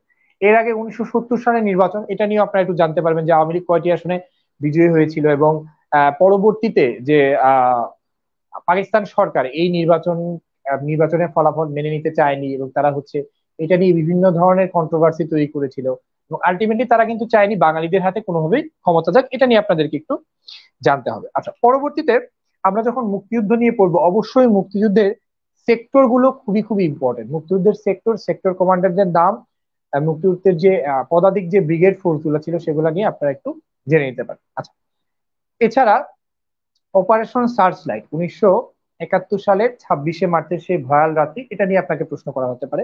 সার্চ লাইট মানে কি, সার্চ লাইটে কতজন বাঙালিকে হত্যা করা হয়েছিল, কার নির্দেশে করা হয়েছিল, এগুলো আপনারা একটু জেনে নেবেন। তারপরে হচ্ছে খুবই খুবই জরুরি, 1971 সালের এপ্রিল মাসে গঠিত হয়েছিল মুজিবনগর সরকার। এটা কিন্তু স্যারদের খুবই ফেভারিট কোশ্চেন। এই মুজিবনগর সরকার কবে গঠিত হয়েছিল, মুজিবনগর সরকার কবে শপথ গ্রহণ করেন, মুজিবনগর সরকারের সদস্য কারা কারা ছিলেন, কোন মন্ত্রণালয় কার অধীনে ছিল, এটা কিন্তু খুবই খুবই জরুরি। মুজিবনগর সরকারের কার্যালয় কোথায় ছিল, অস্থায়ী কার্যালয় কোথায় ছিল, এবং মুজিবনগর আসলে কোথায়, এটা কিন্তু আমরা জানি যে মেহেরপুর জেলার বৈদ্যনাথ থানায়। হ্যাঁ, আর এছাড়া হচ্ছে মুক্তিযুদ্ধ সম্পর্কে আরো জিজ্ঞেস করা হতে পারে, বাংলাদেশের বীরশ্রেষ্ঠ কারা কারা আছেন, মুক্তিযুদ্ধ পরবর্তী সময়ে বীরশ্রেষ্ঠ খেতাব কারা কারা পেয়েছেন, তাদের নাম এবং উপাধি সহ। যেমন বীরশ্রেষ্ঠ সিপাহী হামিদুর রহমান, আবার বীরশ্রেষ্ঠ লেন্স নায়ক মুন্সি আব্দুর রব, আবার বীরশ্রেষ্ঠ engine room artificial Ruhul Amin. এই ধরনের তাদের উপাধি সম্পর্কে জানতে হবে। তারা আহ কোন কোন বাহিনীতে কাজ করতেন, কে নৌবাহিনী ছিলেন, কে বিমান বাহিনীর ছিলেন, বা কে হচ্ছে ইপিজেড ইপিআর এ ছিলেন, তারপরে হচ্ছে কে হচ্ছে সেনাবাহিনীতে ছিলেন, এটা অবশ্যই জানতে হবে। তারা কোন এলাকায় শহীদ হয়েছেন, এটা আপনাদেরকে জানতে হবে। 1971 সালের 14ই ডিসেম্বর আমরা জানি আমাদের জাতির জীবনে একটা কলঙ্কিত দিন, যেখানে হচ্ছে পাকিস্তানি হানাদার বাহিনী পরিকল্পিত ভাবে আমাদের বুদ্ধিজীবীদেরকে হত্যা করেছিল। এই শহীদ বুদ্ধিজীবীদের নাম আপনাদের অবশ্যই জানতে হবে, স্পেশালি চিকিৎসকদের নাম আপনাদেরকে কিন্তু জিজ্ঞেস করা হতেই পারে। শহীদ চিকিৎসক কয়েকজনের নাম, যেমন ডাক্তার ফজলে রাব্বি, ডাক্তার আলাইন চৌধুরী, এরকম আরো অনেকে আছেন। ডাক্তার ফজলে রাব্বি এবং ডাক্তার আলিম চৌধুরী এই দুজন তো হচ্ছেন খুবই ফেমাস এবং হচ্ছে দুজনই ঢাকা মেডিকেল কলেজে গ্রাজুয়েট ছিলেন। এবং ডাক্তার ফজলে রাব্বি আপনারা জানেন যে উনি একজন কার্ডিওলজিস্ট ছিলেন। ডাক্তার আলিম চৌধুরী স্যার উনি একজন অফথালমোলজিস্ট ছিলেন। এবং তারা হচ্ছে কোথায় কর্মরত ছিলেন এবং তাদের সম্পর্কে আপনারা একটু ডিটেলস জেনে নিলে ভালো হয়। হ্যাঁ, এছাড়া মুক্তিযুদ্ধের সময় বিভিন্ন বিশ্ব নেতৃবৃন্দের ভূমিকা কেমন ছিল, ভারতের ভূমিকা কেমন ছিল, সোভিয়েত ইউনিয়নের ভূমিকা কেমন ছিল, চীন এবং তৎকালীন ইউএস এর ভূমিকা কেমন ছিল, এটা আপনার একটু গ্রস ধারণা রাখতে হবে। কারা আমাদেরকে সাহায্য করেছিল, কারা আমাদের বিরোধিতা করেছিল, বা কোন মোটিভ থেকে কারা আমাদেরকে বিরোধিতা করেছিল, এটা আপনারা একটু জেনে নিতে পারেন। এছাড়া মুক্তিযুদ্ধ, আমরা জানি যে মুক্তিযুদ্ধের সময় আমাদের দেশের কিছু মানুষ আমাদের বিরোধিতা করেছিল, যেমন যাদেরকে আমরা খুব ঘৃণা করি, যুদ্ধাপরাধী যারা, যারা রাজাকার এবং আলবদর, হ্যাঁ, এই ধরনের বাহিনীতে যারা যুক্ত ছিলেন। আপনার এলাকায় যদি এরকম কেউ থাকেন সেটা সম্পর্কে জানতে হবে। কাদের কাদের ফাঁসি হয়েছে এরকম কয়েকজনের নাম আপনারা একটু জেনে রাখলে ভালো। আচ্ছা, এছাড়া মুক্তিযুদ্ধ ভিত্তিক বিভিন্ন ভাস্কর্য রয়েছে, এগুলো আপনারা দেখে যদি আসেন, দেখে থাকলে ভালো। কার স্থপতিকে এটা একটু জেনে নিতে পারেন, কোনটা কোথায় অবস্থিত, যেমন জাতীয় স্মৃতিসৌধ, মুজিবনগর স্মৃতিসৌধ, বুদ্ধিজীবী স্মৃতিসৌধ, অপরাজেয় বাংলা, সাবাস বাংলাদেশ, এই ধরনের স্মৃতিসৌধগুলো কোথায় অবস্থিত আপনারা নিজেরা যদি নিজের চোখে একবার দেখে আসেন, আপনাদের কনফিডেন্স কিন্তু অনেক বেশি থাকবে। মুক্তিযুদ্ধ ভিত্তিক জাদুঘর গুলো কোথায় রয়েছে এটা নিয়ে একটু জেনে রাখতে পারেন। বাংলাদেশের মুক্তিযুদ্ধ নিয়ে বিভিন্ন বিখ্যাত চলচ্চিত্র রয়েছে, যেমন ওরা 11 জন, হাঙর নদী গ্রেনেড, আগুনের পরশমণি, আমার বন্ধু রাশেদ, এরকম অনেকগুলো বিখ্যাত চলচ্চিত্র রয়েছে। এগুলা আপনারা যদি মানে দেখে না থাকেন, এর মধ্যে বিখ্যাত যেগুলো আছে একটু দেখে নিতে পারেন। যেমন ওরা 11 জন বা হাঙর নদী গ্রেনেড অবশ্যই দেখে নেবেন। এটা কিন্তু আসলে শুধু পরীক্ষার জন্য না, আমাদের একজন দেশের একজন সচেতন নাগরিক হিসেবে, একজন শিক্ষিত মানুষ হিসেবে কিন্তু এটা আমাদের নিজের ঐতিহ্য নিয়ে এবং নিজের হচ্ছে দেশের জন্ম নিয়ে জানাটা খুব খুব জরুরি। বাংলাদেশের মুক্তিযুদ্ধ নিয়ে যেসব প্রামাণ্য চিত্র ছিল, যেমন জহির রায়হান স্যারের ছিল stop genocide, state in born, innocent millions, এই ধরনের যে আহ প্রামাণ্য চিত্রগুলো ছিল এগুলো সম্পর্কে একটু জানতে পারেন।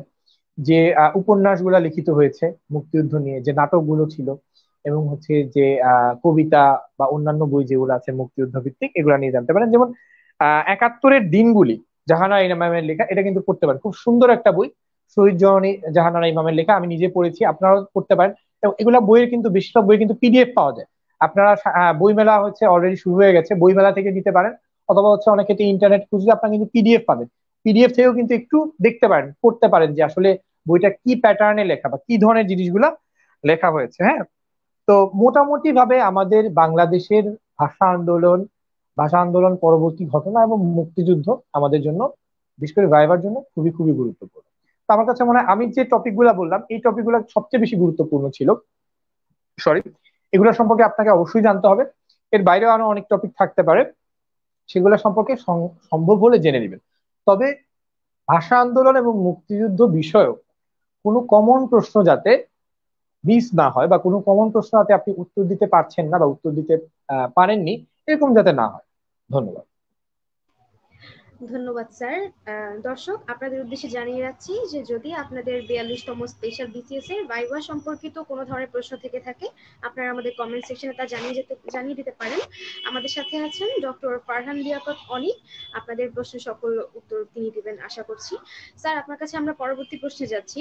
যেহেতু সাম্প্রতিক সময় কোভিড-19 এটা একদম একটা বলা যায় যে সবার মুখে মুখে শোনা যাচ্ছে এই টপিকটা নিয়ে, তো স্যার কোভিড-19 থেকে আসলে কি ধরনের প্রশ্ন হতে পারে? আচ্ছা, ধন্যবাদ। কোভিড-19 খুব হট একটা টপিক, এবং আমরা চেষ্টা করব কোভিড-19 নিয়ে ভাইবা রিলেটেড ডিটেলস নিয়ে আপনাদেরকে একটা স্বয়ংসম্পূর্ণ একটা পিডিএফ দিতে। তো কোভিড-19 এর ক্ষেত্রেও কিন্তু দুইটা ভাগে ভাগ করা যায়। জেনারেল বিষয়গুলো থেকে প্রশ্ন আসতে পারে, মেডিকেল রিলেটেড, মাইক্রোবায়োলজিক্যাল বা ম্যানেজমেন্ট রিলেটেড প্রশ্ন কিন্তু আসতে পারে। জেনারেল রিলেটেড যে ধরনের প্রশ্ন আসতে পারে, যেমন পৃথিবীতে প্রথম কোভিড-19 কবে আহ এটা হচ্ছে ধরা পড়েছে। হ্যাঁ, আমরা জানি যে চায়নার উহান শহরে, সেখান থেকে পরবর্তীতে সারা বিশ্বে আস্তে আস্তে ছড়িয়ে পড়েছে। বাংলাদেশে কখন ধরা পড়েছে, তারপরে বাংলাদেশে এখন কোভিড-19 আক্রান্ত বা শনাক্ত পেশেন্টের সংখ্যা কত, কোভিড-19-এ ইতিমধ্যে বাংলাদেশে কতজন প্রাণ হারিয়েছেন, সমগ্র বিশ্বব্যাপী কতজন প্রাণ হারিয়েছেন, এই ধরনের প্রশ্নগুলো আসতে পারে। এছাড়া হচ্ছে রিসেন্টলি হচ্ছে বাংলাদেশ সরকার অত্যন্ত আহ আহ, খুব ভালো একটা উদ্যোগ নিয়েছেন, অত্যন্ত প্রশংসনীয় একটা উদ্যোগ নিয়েছেন, ভ্যাকসিনেশন। এবং আমরা অনেকেই হচ্ছে অলরেডি ভ্যাকসিনের একটা ডোজ নিয়ে নিয়েছি, অনেকে হয়তো 2টা ডোজ নেওয়ার জন্য অপেক্ষা করছেন, দ্বিতীয় ডোজটা নেওয়ার জন্য অপেক্ষা করছেন। তো এই ভ্যাকসিন রিলেটেড আমাদের দেশে যে ভ্যাকসিনটা দেওয়া হচ্ছে সেটা কোন কোম্পানির তৈরি, এই ভ্যাকসিনের কার্যকারিতাটা কতটুকু, এবং এই ভ্যাকসিনের পরবর্তী ইফেক্টটা কতটুকু হতে পারে, এই ভ্যাকসিন রিলেটেড অনেক প্রশ্ন আসতে পারে। ভ্যাকসিনটা কবে এসেছে, প্রথম কোথায় দেওয়া হয়, কোন কোন প্রতিষ্ঠানে দেওয়া হচ্ছে, বা আপনি ভ্যাকসিন নিয়েছেন কিনা, এই ধরনের প্রশ্ন কিন্তু আসতে পারে। তো কোভিড-19 থেকে জেনারেল স্পেকট্রাম থেকে অনেক ধরনের প্রশ্ন আসতে পারে। আর মেডিকেল সায়েন্স থেকে তো আমরা জানি যেহেতু এটা একটা ভাইরাস, এটা ডিএনএ ভাইরাস নাকি আরএনএ ভাইরাস, এটা আরএনএ ভাইরাস। এটা থেকে হচ্ছে প্রশ্ন আসতে পারে এটা হচ্ছে এনভেলপ নাকি নন এনভেলপ। হ্যাঁ, এটা যেহেতু এনভেলপ ভাইরাস, এই কারণে কিন্তু আমরা সোপ বা হচ্ছে এই ধরনের অ্যালকোহল টাইপের জিনিস দিয়ে আমরা এটাকে মেরে ফেলতে পারি। তো এটা নিয়ে আসতে পারে। আমরা জেনারেল পশন মেজার নেওয়ার জন্য বা অ্যাওয়ারনেস বাড়ানোর জন্য কি ধরনের ব্যবস্থা নিতে পারি, প্রিভেন্টিভ মেজার গুলা কি ধরনের নিতে পারি, এটা আমরা কম বেশি জানি। তারপরেও স্যাররা আপনাদেরকে বলতে পারেন বা আপনাকে একটা অ্যানালাইটিক্যাল প্রশ্ন দিতে পারেন যে এখন তো আবার কোভিড-19 পরিস্থিতি খারাপের দিকে যাচ্ছে, তাহলে এই পরিস্থিতিতে আমাদের সরকারকে আপনি কি সাজেশন দিবেন, বা সরকার কোন ধরনের উদ্যোগ দিলে এটার গ্রোথটা স্লো করতে পারেন, হ্যাঁ, বা এটার প্রোগ্রেসটাকে একটু হল্ট করতে পারেন বা প্রোগ্রেসটাকে একটু থামাতে পারেন, কি উদ্যোগ নিলে। হ্যাঁ, আবার কিন্তু আমাদের অর্থনৈতিক এবং সামাজিক প্রেক্ষাপটের সাথে মিল রেখে বলতে হবে। আমরা কিন্তু হুট করে বলতে পারি না যে এখন আবার 1 মাসের জন্য লকডাউন দেওয়া হোক, কারণ আমাদের দেশে সেই ধরনের অর্থনৈতিক পরিস্থিতি বা ফাইন্যান্সিয়াল কন্ডিশন নাই। তো এছাড়া হচ্ছে কোভিড-19 এর ম্যানেজমেন্টে বর্তমানে কোন ধরনের ড্রাগ গুলা ইউজ করা হয়, ইনভেস্টিগেশন রিলেটেড আসতে পারে। ইনভেস্টিগেশন কি কি ধরনের হতে পারে, যেমন চেস্ট এক্সরে, এইচআরসিটি, তারপরে ডিডাইমার, সেরাম ফেরিটিনিন, সিআর, এই ধরনের ইনভেস্টিগেশন গুলা কিন্তু বেশি ইম্পর্টেন্ট। হ্যাঁ, আরটিপিসিআর মানে কি, আরটিপিসিআর কিভাবে করা হয়, আমাদের দেশে অ্যান্টিবডি টাইটার করার ব্যবস্থা কোথায় কোথায় রয়েছে, এই ধরনের প্রশ্নগুলো, টেকনিক্যাল প্রশ্নগুলো আপনি ডাক্তার হিসেবে অবশ্যই অবশ্যই আসতে পারে। তো আমার মনে হয় কোভিড-19 নিয়েও কিন্তু ডিটেলস পড়া উচিত প্রত্যেক ভাইবা পরীক্ষার্থীদের জন্য। ধন্যবাদ স্যার। স্যার, এবার আমরা একটু জানতে চাচ্ছি স্যার, অন্যান্য যে জেনারেল বিষয়গুলো আছে সেই বিষয়গুলো কিভাবে আয়ত্ত করা যেতে পারে? ধন্যবাদ। অন্যান্য জেনারেল বিষয়ের মধ্যে খুব ইম্পর্টেন্ট আমি বলবো সংবিধান। আমার নিজের ভাইভাও কিন্তু শুরু হয়েছিল আমার বোর্ডে, পিএসসি মেম্বার স্যার যিনি ছিলেন তিনি হচ্ছে সংবিধান দিয়ে প্রশ্ন শুরু করেছিলেন, এবং আমি সেটা পেরেছিলাম এবং স্যার খুশি হয়েছিলেন। তো সংবিধান রিলেটেড কয়েকটা টপিক খুব ইম্পর্টেন্ট। হ্যাঁ, যেমন সংবিধানের, আপনার একটা পকেট সংবিধান কিনে নেবেন এবং এটা একটু দেখবেন সংবিধানের মূলনীতিগুলা। মূলনীতিগুলা কবে আবার রিএস্টাবলিশ করা হয়েছে, মূলনীতিগুলা কি কি, 1971 মানে আমাদের মুক্তিযুদ্ধ পরবর্তী 72-এর সংবিধানে কি কি ছিল, পরবর্তী সেটা কি চেঞ্জ করে কি করা হয়েছে, আবার রিএস্টাবলিশ করার পরে কি হয়েছে। এছাড়া হচ্ছে মুক্তিযুদ্ধ আমাদের সংবিধানে আহ বাংলাদেশের নাগরিকদের মৌলিক অধিকার নিয়ে যে অংশগুলো আছে, কোন কোন অনুচ্ছেদে কি কি বলা হয়েছে, সংক্ষেপে আপনি একটু জানবেন। একদম যে হুবহু সংবিধানের মতো মুখস্থ বলতে হবে এরকম না। যেমন এই চলাফেরা স্বাধীনতা কোথায় বলা হয়েছে, হ্যাঁ, ধর্মীয় স্বাধীনতার কথা কোথায় বলা হয়েছে। আপনি একজন নারী হলে আপনাকে জিজ্ঞেস করা হতে পারে যে নারী পুরুষের সমতার কথা কোন কোন অনুচ্ছেদে বলা হয়েছে, হ্যাঁ? আপনি একটু গ্রস্তি জানলেই হবে। এছাড়া বাংলাদেশের সাংবিধানিক প্রতিষ্ঠান কি কি আছে এগুলো সম্পর্কে একটু জেনে নিতে পারেন। এটা রিলেটেড কিছু অনুচ্ছেদ থেকে প্রশ্ন আসতে পারে। সাধারণত খুব মুখস্থ টাইপের প্রশ্ন ভাইভায় খুব বেশি করা হয় না, মানে অনুচ্ছেদ বা সাল রিলেটেড প্রশ্ন খুব বেশি করা হয় না, তবে যেগুলা খুব গুরুত্বপূর্ণ সেগুলা থেকে আসতে পারে। এছাড়া খুবই গুরুত্বপূর্ণ হচ্ছে বাংলাদেশের সংবিধানের সংশোধনী গুলা। আমরা জানি এখন পর্যন্ত 17টা সংশোধনী করা হয়েছে, কোন সংশোধনীতে কি বলা হয়েছে সেটা গ্রস্তি জানতে হবে। এছাড়া কিছু কিছু সংশোধনী আরো বেশি গুরুত্বপূর্ণ, যেমন চতুর্থ সংশোধনী, তারপরে হচ্ছে 12তম যে সংশোধনী, তারপরে হচ্ছে 13, 14, হ্যাঁ, এবং রিসেন্ট যে সংশোধনী গুলা, এগুলা কিন্তু খুবই গুরুত্বপূর্ণ। এছাড়া বাংলাদেশের সাম্প্রতিক সময়ের যে অর্জনগুলো আছে, যেমন বাংলাদেশের পদ্মা সেতু নিয়ে আপনি একটু জানতে পারেন। তারপরে হচ্ছে বাংলাদেশের মেট্রো রেল এবং এইটার ফিউচার নিয়ে, এটা নিয়ে কিন্তু প্রশ্ন আসতে পারে। বাংলাদেশ সরকারের সাম্প্রতিক সময়ের অর্জন নিয়ে আসতে পারে। এই যে কোভিড-19 পরিস্থিতি বাংলাদেশ সরকার কিভাবে মোকাবেলা করেছে সেটা নিয়ে প্রশ্ন আসতে পারে। এছাড়া অবশ্যই অবশ্যই বাংলাদেশের মাননীয় প্রধানমন্ত্রী শেখ হাসিনা রিলেটেড যে কোনো প্রশ্ন আসতে পারে। বাংলাদেশের মাননীয় প্রধানমন্ত্রী শেখ হাসিনা অর্জনগুলো কি কি, এই দীর্ঘ সময় সরকার প্রধান হিসেবে থাকার ফলে তিনি কি কি উন্নয়ন করতে পেরেছেন, হ্যাঁ, আপনি মানে গ্রসলি কিছু কথা বলতে পারেন, যেমন আপনার চোখে কি লাগছে।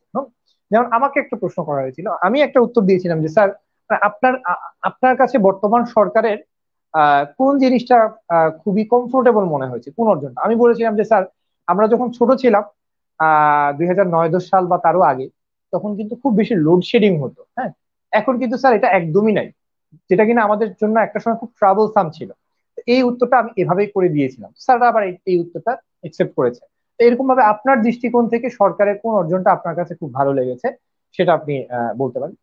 এছাড়া আরো আরেকটা ব্যাপার, যেমন এটা সম্পর্কে আমি হয়তো আগে বলিনি, এখন বলছি।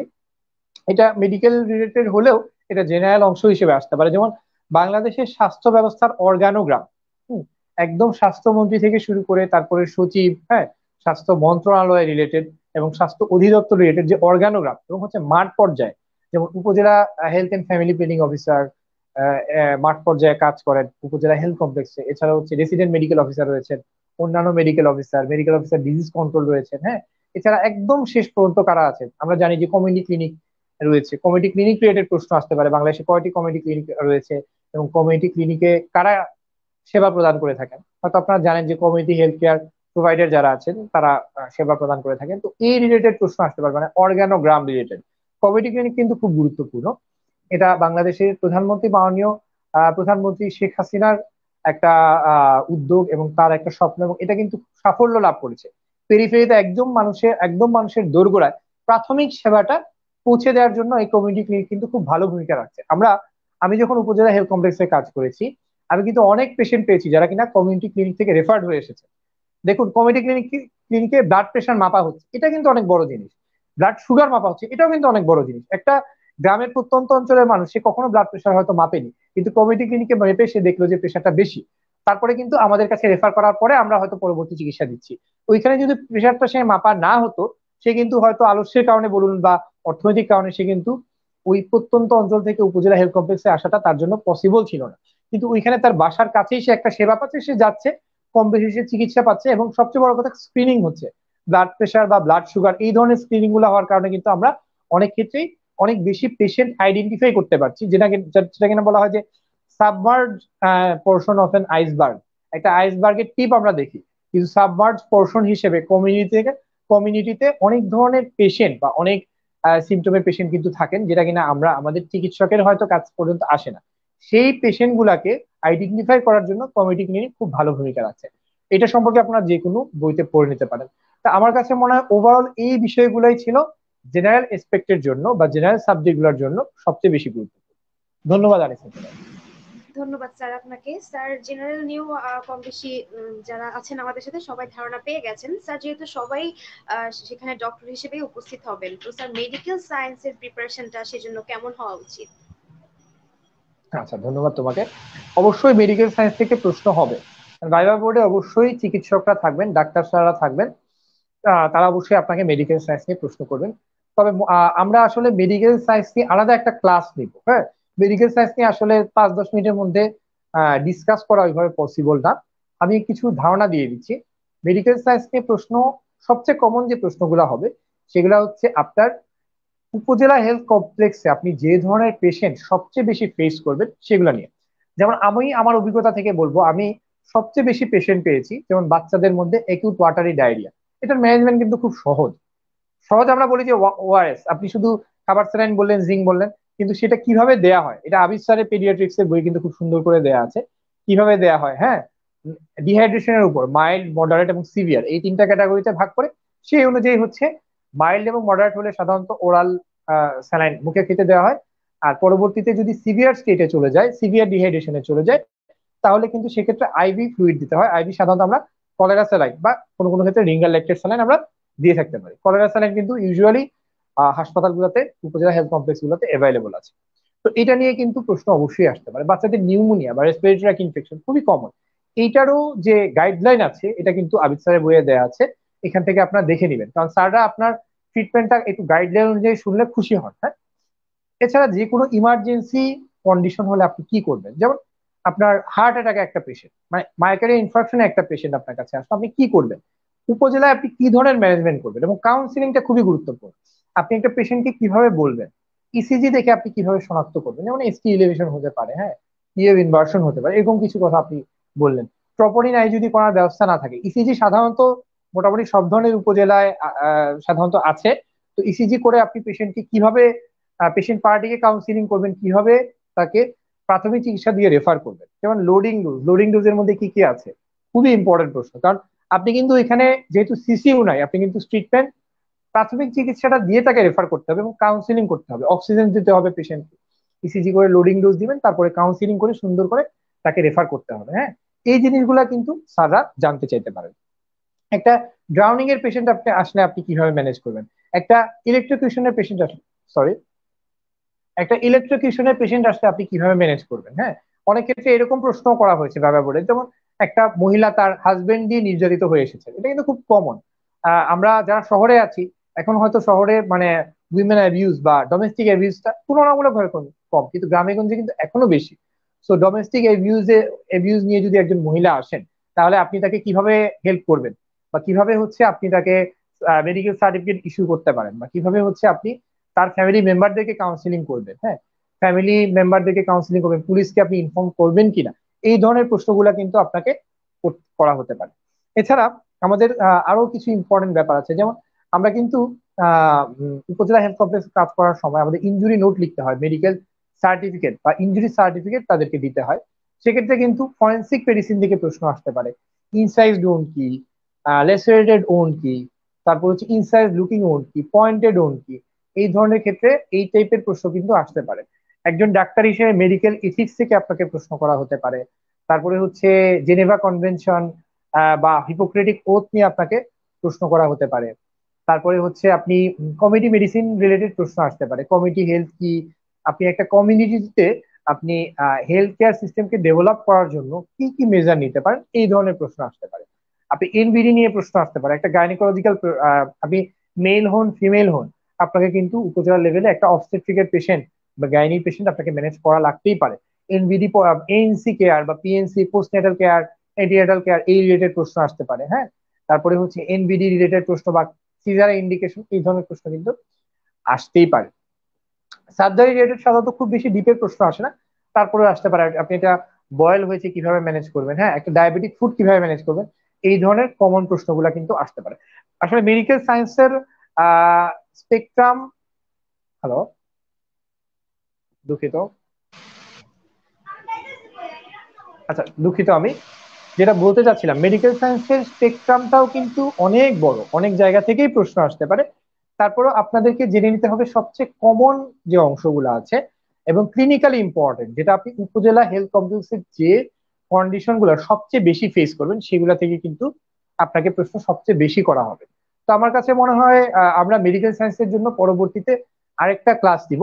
তবে আপনাদেরকে মাথায় রাখতে হবে কমন জিনিসগুলো এবং ক্লিনিক্যালি ইম্পর্টেন্ট জিনিসগুলো সবার আগে আপনারা পড়ে ফেলবেন, এবং পরবর্তীতে আমরা আরেকটা পূর্ণাঙ্গ ক্লাসের মাধ্যমে আপনাদেরকে একটা দিক নির্দেশনা দিব কিভাবে মেডিকেল সায়েন্সে ভালোভাবে প্রিপারেশন নেওয়া যায় 42তম স্পেশাল বিসিএস এর ভাইবার জন্য। ধন্যবাদ। জি স্যার, আপনাকে অসংখ্য ধন্যবাদ স্যার। আপনার অনুমতি নিয়ে আমরা দর্শকদের কিছু প্রশ্ন ছিল সেগুলো দেখতে যাচ্ছি। হুম, শিওর শিওর। জি স্যার।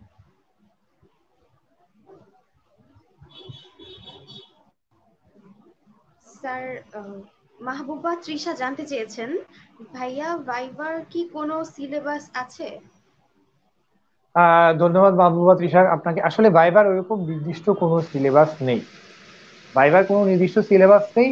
তো ভাইবা আসলে আপনার রেসিডুয়াল নলেজ এবং আমি যে টপিকগুলো বললাম এই ধরনের টপিকগুলো থেকেই বেশি প্রশ্ন আসবে। এর বাইরে যে কোনো টপিক থেকে স্যাররা প্রশ্ন করতে পারেন, ভাইভাতে হচ্ছে স্যাররা একদমই ফ্রি, যে কোনো ধরনের প্রশ্ন স্যাররা করতে পারেন, ভাইবার কোনো নির্দিষ্ট সিলেবাস নেই। জি স্যার, ধন্যবাদ। পরবর্তী প্রশ্ন করতে যাচ্ছি।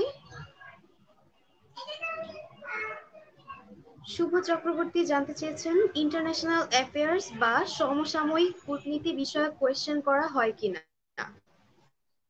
আচ্ছা, একজন একজন চিকিৎসক হিসেবে এই ধরনের প্রশ্ন আমাদের জন্য এত বেশি গুরুত্বপূর্ণ না, তারপরে প্রশ্ন কিন্তু হতে পারে।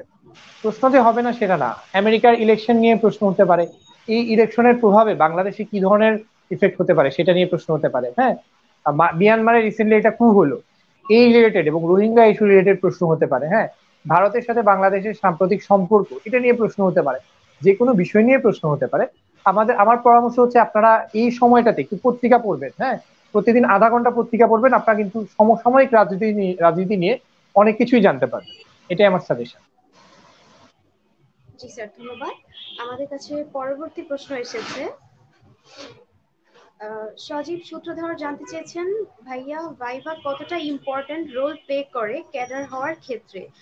কারো প্রিলিতে কম মার্কস আসলে ভাইভা ভালো করলে সেই কম মার্কসটা মেকআপ করতে পারবে কিনা? আসলে ভাইভা অনেক কিছুর উপর ডিপেন্ড করে। হ্যাঁ, আপনার প্রিপারেশনের উপর ডিপেন্ড করবে, আপনার ভাগ্যের উপর ডিপেন্ড করবে, আপনি কোন বোর্ডে পড়েছেন সেটার উপরও কিছু ডিপেন্ড করবে, ওই বোর্ডের স্যাররা কেমন, তারা কিভাবে কি ধরনের নম্বর দিতে পছন্দ করেন সেগুলোর উপর ডিপেন্ড করবে। তবে অবশ্যই অবশ্যই ভাইভার মাধ্যমে কিন্তু নাম্বারের ডিফারেন্স করা যায়। আমি কিন্তু প্রথমেই বলেছি এই ভাইভাতে কেউ কেউ 50 পাবেন, কেউ কেউ 70 থেকে 75 পাবেন।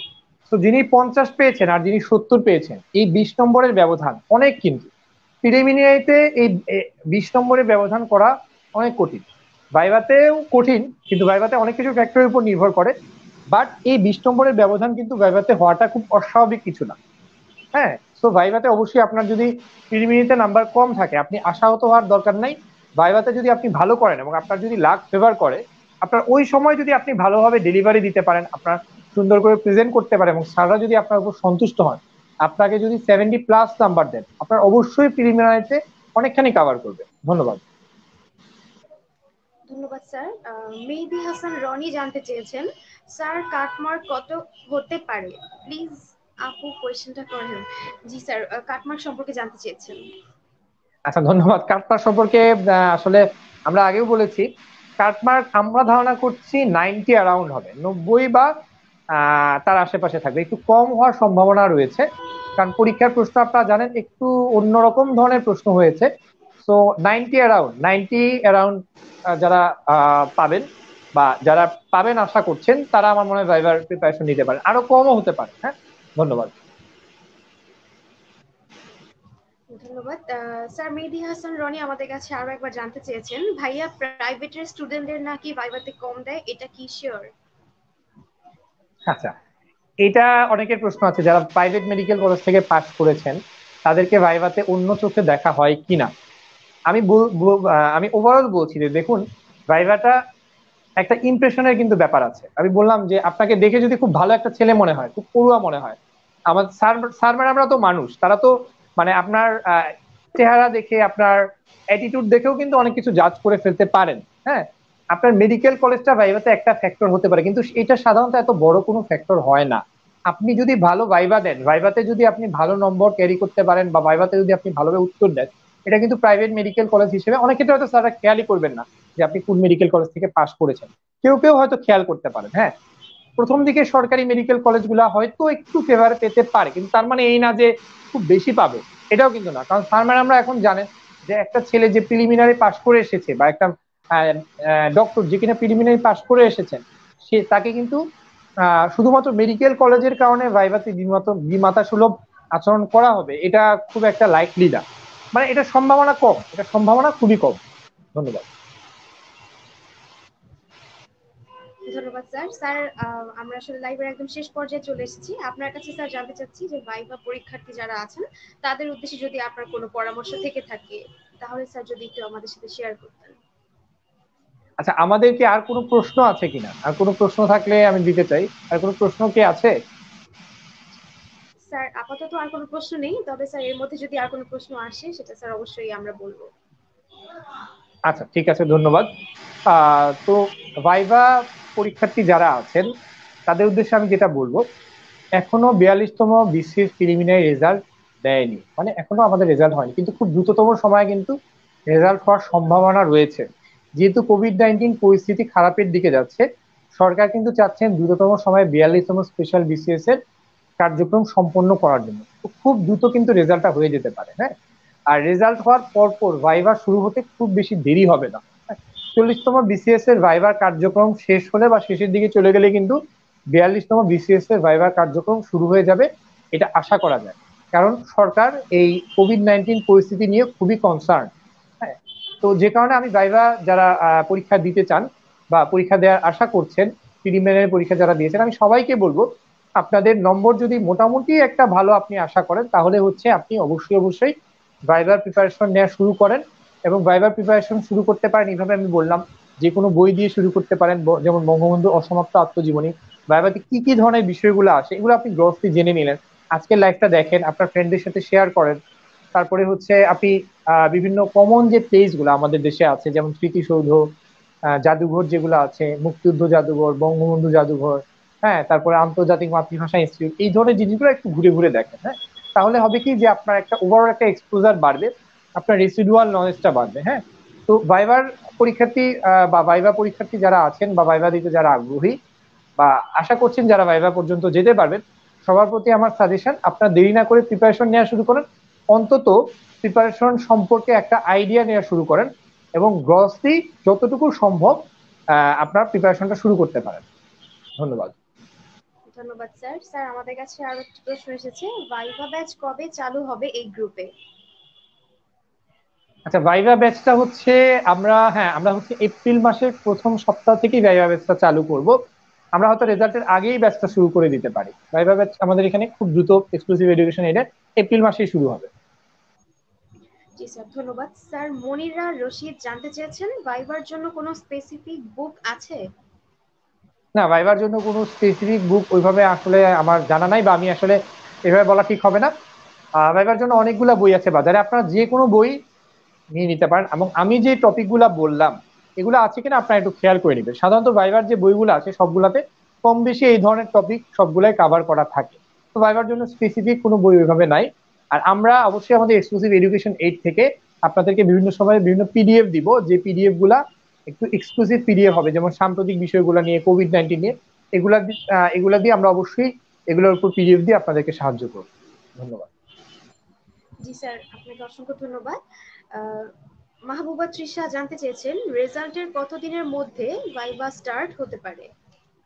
এটা আসলে স্পেসিফিক ভাবে বলা যায় না। হ্যাঁ, কারণ এটা স্পেশাল বিসিএস, মনে রাখতে হবে। অন্যান্য বিসিএস এর রেজাল্টের পরে অনেক দেরিতে ভাইভা শুরু হয়, কিন্তু এটা যেহেতু স্পেশাল বিসিএস, এটা কিন্তু খুব দ্রুত শুরু হয়ে যেতে পারে। এমনও হতে পারে রেজাল্ট দেওয়ার 1 মাসের মধ্যে ভাইভা শুরু হয়ে গেছে, এটা আসলে বলা যাচ্ছে না। তবে 1 থেকে 2 মাসের মধ্যে অবশ্যই ভাইভা শুরু হয়ে যাওয়ার কথা। কারণ সরকার হয়তো বা পিএসসি হয়তো খুব বেশি দেরি করতে চাইবেন না স্পেশাল বিসিএস এইরকম কোভিড সিচুয়েশনে। জি স্যার, ধন্যবাদ। সাদিক আহমেদ জানতে চেয়েছেন, 2000-এ কি নিবে ভাইয়া, নাকি আর একটু বাড়াতে পারে বলে মনে হয়? আচ্ছা, এখন পর্যন্ত আমাদের জানা মতে 2000ই নেবেন। তারপরেও যদি কোনো কারণে সরকারের মনে হয় যে তাদের আরেকটু বেশি চিকিৎসক দরকার, সরকারি চিকিৎসক দরকার, তাহলে হয়তো নিতে পারেন। আর যেহেতু কোভিড পরিস্থিতি একটু খারাপের দিকে যাচ্ছে, আমরা আশা রাখতে পারি হয়তো আরেকটু বেশি হতে পারে। কিন্তু এখন পর্যন্ত আমার জানা মতে 2000-এর বেশি নেয়ার সিদ্ধান্ত হয়নি। ধন্যবাদ। জি স্যার। স্যার আরেকজন জানতে চেয়েছেন, হুমায়রা আক্তার স্নিগ্ধা, ভাইয়া 8000 নিলে কাটমার্ক কত হতে পারে? আচ্ছা, 8000 যদি 8000 জনকে যদি প্রিলিমিনারিতে টেকানো হয়, তাহলে কাটমার্ক কিন্তু 90-র নিচে নেমে যাওয়ার সম্ভাবনা অনেক বেশি। সেক্ষেত্রে 80-র কাছাকাছিও চলে আসতে পারে। মানে 90-র নিচে অবশ্যই আসবে, 85 বা তারও নিচে চলে আসতে পারে যদি ভাইবা, মানে যদি 8000 টিকানো হয় প্রিলিমিনারিতে। ধন্যবাদ আপনাকে। জি স্যার, ধন্যবাদ। স্যার আপনার কাছে সর্বশেষ প্রশ্ন, একজন শিক্ষার্থী ঠিক এই মুহূর্তে নিজেকে কিভাবে মানসিকভাবে প্রস্তুত করতে পারে? আচ্ছা, ধন্যবাদ আনিসা তোমাকে। আহ অনেকে 42 বিসিএস এ অংশ নিয়েছেন, বিসিএস খারাপ হয়েছে, পরীক্ষা খারাপ হয়েছে, অনেকে ভেঙে পড়েছেন। আমি বলবো যে একটা বিসিএসই জীবনের সবকিছু না।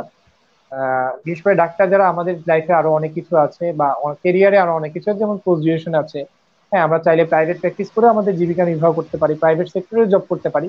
কিন্তু তারপরেও যারা সরকারি চাকরি করতে চান বা একজন বিসিএস ক্যাডার হিসেবে সমাজে নিজেকে দেখতে চান, তারা অবশ্যই এখন থেকেই ভাইবার জন্য একটা মেন্টাল প্রিপারেশন নিতে পারেন। আপনার পরীক্ষা যদি মোটামুটি ভালো হয়, যে না আমি ভাইবার জন্য হয়তো অ্যালাউড হতে পারি, সেক্ষেত্রে আপনি মেন্টালি নিজেকে প্রিপেয়ার করবেন এভাবে যে আপনি ভাইবার জন্য সবচেয়ে গুরুত্বপূর্ণ বিষয়গুলো নিয়ে একটু স্টাডি করবেন, একটু জানার চেষ্টা করবেন যে কোন কোন বিষয় ভাইবার জন্য সবচেয়ে বেশি ইম্পর্টেন্ট। এবং হচ্ছে ভাইভাতে আপনি ভাইভা বোর্ডে আপনি মেন্টাল একটা কনফিডেন্স খুব জরুরি। তো এই জন্য আমি যে কমন যে ব্যাপারগুলো বললাম, এগুলা খুব ভালো করে পড়ে নিলে আসলে ভালো হয়। এবং ভাইবার আগে আমরা চেষ্টা করবো মডেল ভাইভা নেয়ার জন্য, আর এটার মাধ্যমে হয়তো আপনারা উপকৃত হবেন। তো সবচেয়ে বড় কথা হচ্ছে নিজের উপর কনফিডেন্স রাখতে হবে। হ্যাঁ, এবং ভাইবা বোর্ডে কিন্তু স্যাররা কনফিডেন্ট লোকজন পছন্দ করেন। স্যাররা চান সমাজের, আমাদের রাষ্ট্রের গুরুত্বপূর্ণ অংশে যারা থাকবেন বা গুরুত্বপূর্ণ ক্ষেত্রে যারা কাজ করবেন, তারা যাতে ভদ্র, মার্জিত এবং কনফিডেন্ট হন। ধন্যবাদ। স্যার আপনাকে অসংখ্য ধন্যবাদ এত সুন্দর করে আমাদের সাথে পুরো বিষয়টি উপস্থাপন করবার জন্য। স্যার আমাদের আসলে অনুষ্ঠানে আজকে আমরা শেষ পর্যায়ে চলে এসেছি স্যার। সেজন্য স্যার আপনাকে আরো একবার ধন্যবাদ জানাচ্ছি এক্সক্লুসিভ এডুকেশন এইডের পক্ষ থেকে, এবং এতক্ষণ যারা আমাদের সাথে ছিলেন তাদেরকেও অসংখ্য ধন্যবাদ জানাচ্ছি। আনিসা, তোমাকেও ধন্যবাদ। আর যেসব দর্শকরা এত রাত জেগে বা এত রাত পর্যন্ত আমাদের সাথে ছিলেন তাদেরকে এক্সক্লুসিভ এডুকেশন এইডের পক্ষ থেকে অনেক অনেক ধন্যবাদ। আর হচ্ছে সবাই নিজের উপর কনফিডেন্ট রাখবেন। যারা পরীক্ষা মোটামুটি ভালো দিয়েছেন তাদের কিন্তু খুব ভালো একটা চান্স আছে ভাইভায় টিকে যাওয়ার জন্য। এবং কোভিড পরিস্থিতি যেহেতু খারাপের দিকে যাচ্ছে, সরকার হয়তো প্রিলিমিনারিতে একটু বেশিও টিকাতে পারেন। তো নিজের উপর ভরসা রাখুন এবং আল্লাহর সাহায্য প্রার্থনা করুন, এবং ইনশাল্লাহ ভালো কিছু হবে। আর অবশ্যই ভাইভার প্রিপারেশন যতটুকু সম্ভব নেওয়া শুরু করুন। সবাইকে অনেক অনেক ধন্যবাদ। শুভকামনা, শুভরাত্রি। জি স্যার, আপনাকেও ধন্যবাদ। শুভরাত্রি।